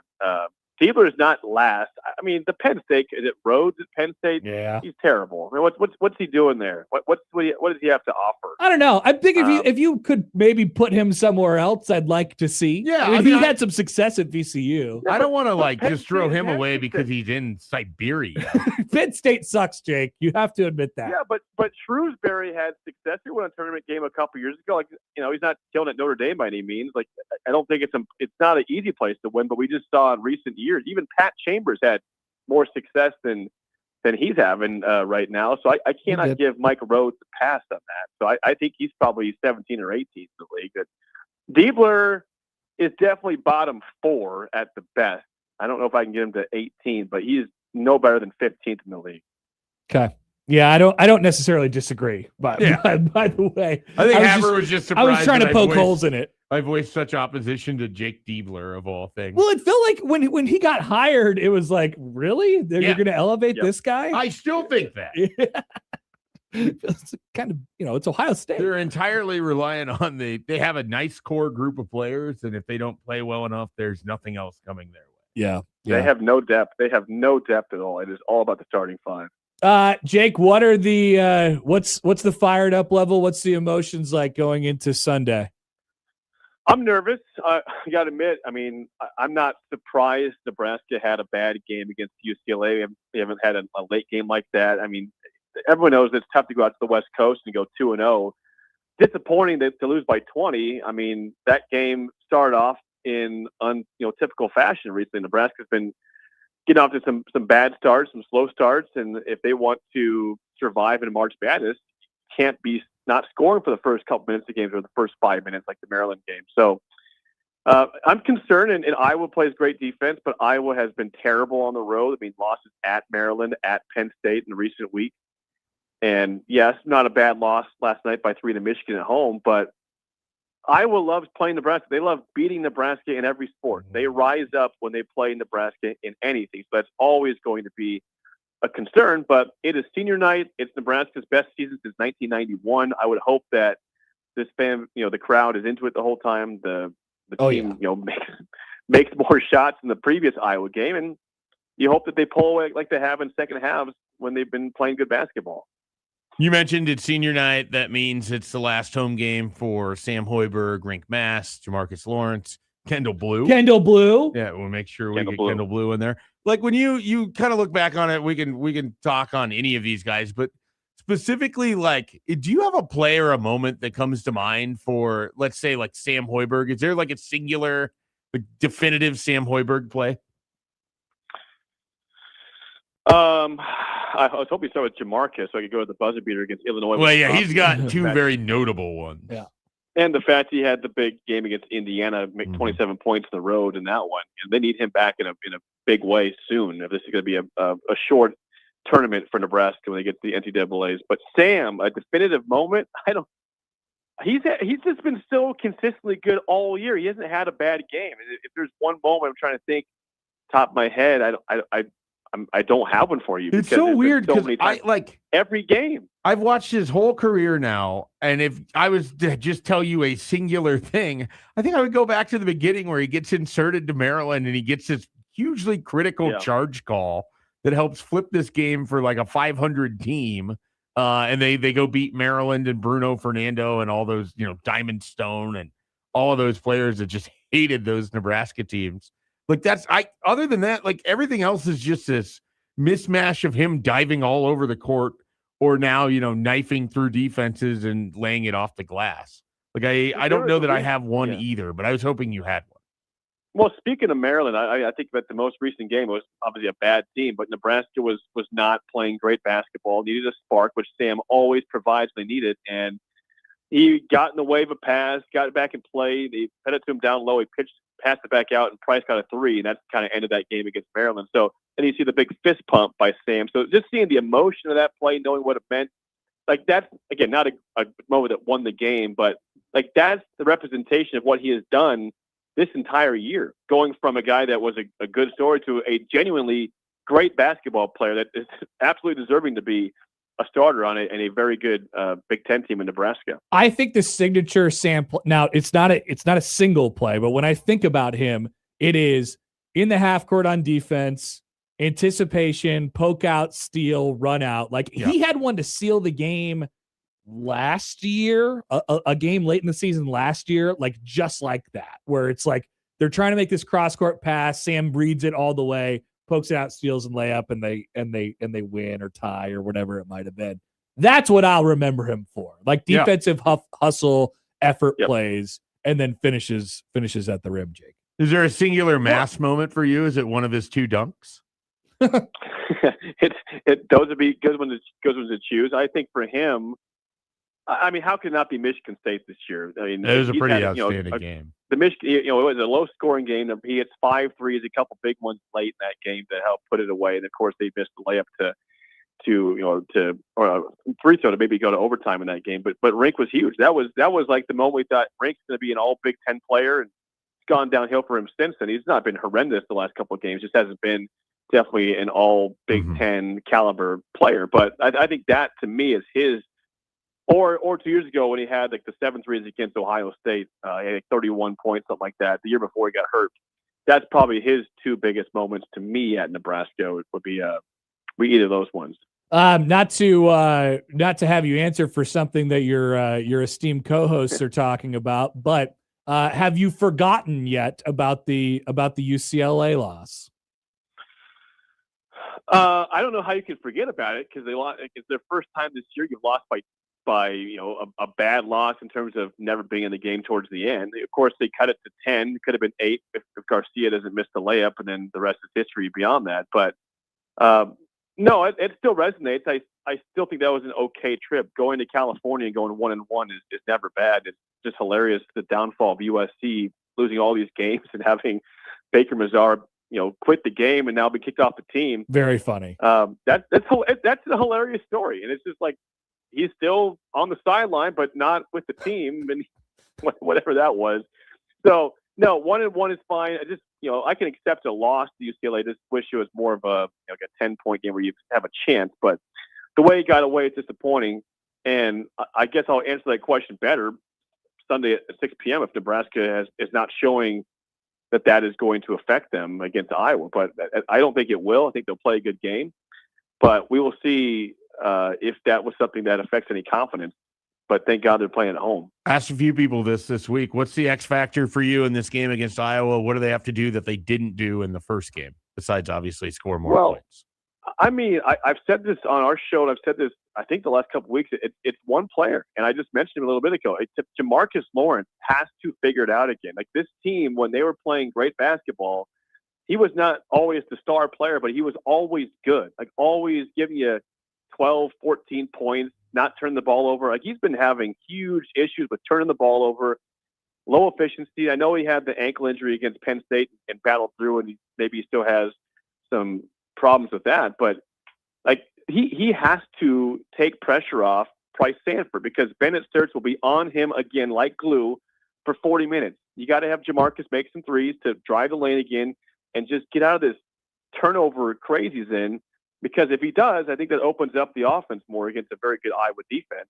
Maybe Sturts will have to help out off of Price and that gets him some looks, but it is Jamarcus Lawrence 1A, 1B X Factor Sunday. All right. Given that Sunday's tip-off is at 4, there's a lot of space beforehand for Jake to do whatever the heck he wants. So what does the lead up to Sunday afternoon's tilt look like for you? I got to tell you, full transparency, we sit here, it's 9:35 a.m. on Friday, March 6th. I don't have a ticket yet to this game. I'm trying to see if prices go down. If they go up, I'll be pissed. If somebody else, wants to sell me a ticket, I'm interested in that. I'm not asking for freebies by any means. I don't have a ticket yet. With that being said, I do intend on going to the game, and in doing so, I will be down there by no later than 2 p.m. for a 4 p.m. tip-off. So you're a little early. You're gonna Billy Joel concert it, which was like, we're going. I just don't know how. We're going. Yeah. Well, I think I will have a ticket in place, but before an hour before the game. We went down and went to get a meal at, I think, Brewski's, and then we just said, let's go to the game. Let's go figure this out, get a ticket.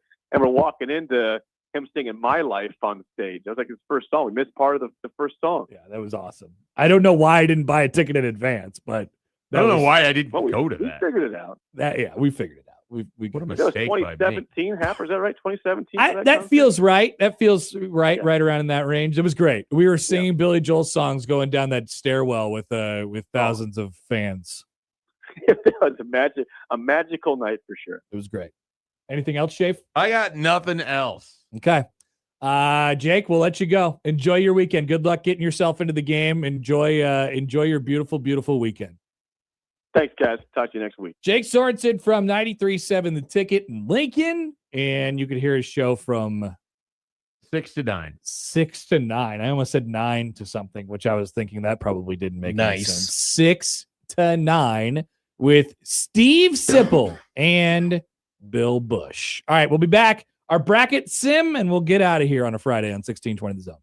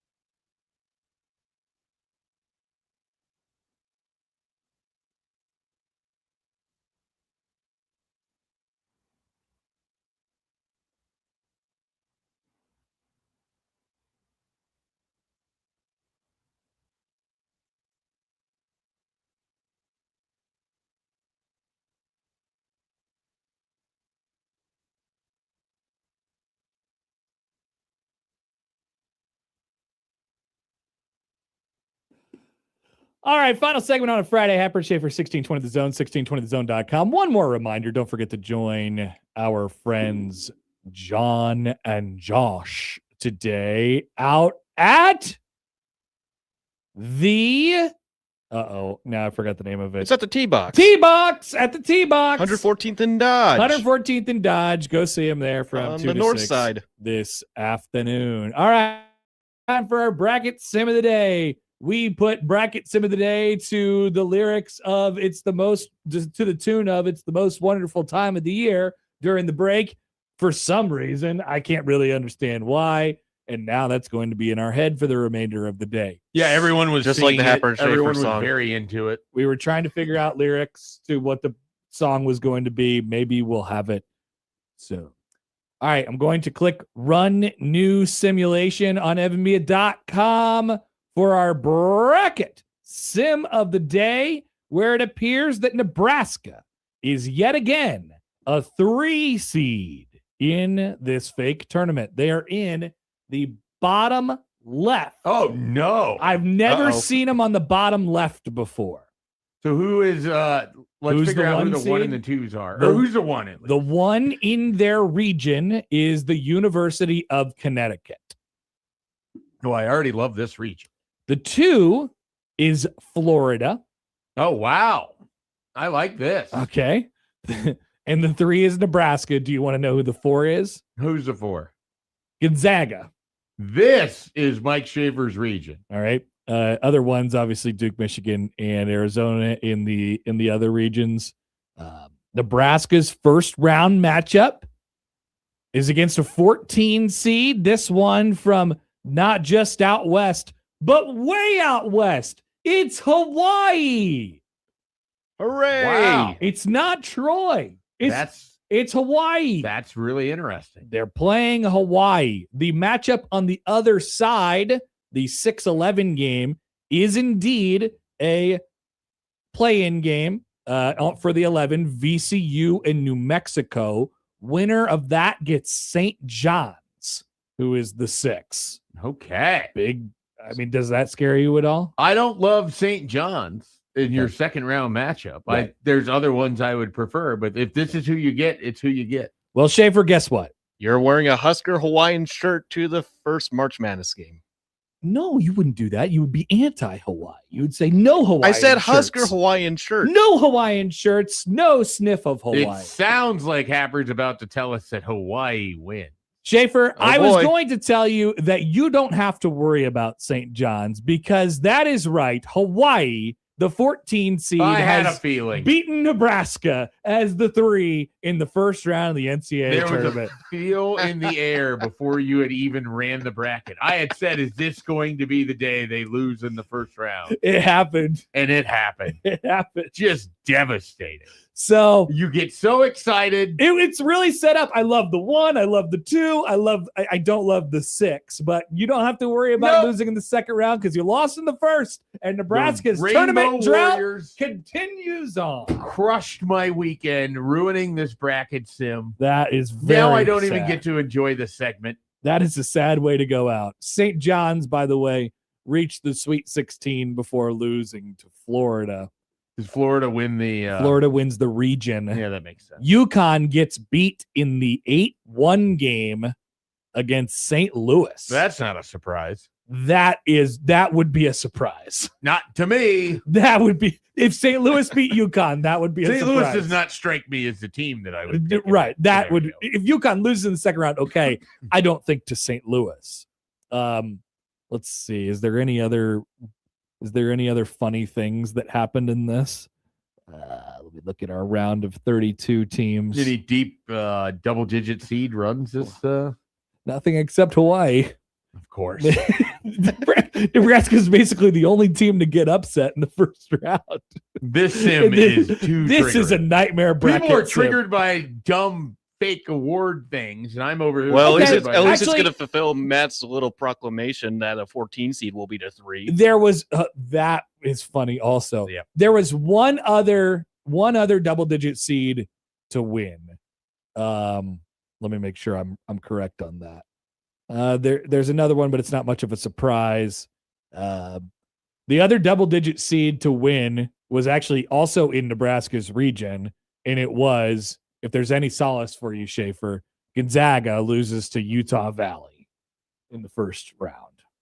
13 versus 4. I guarantee it'd be something that happens before Nebraska loses to Hawaii, and I was like, ha, stupid Gonzaga. I knew they sucked all along.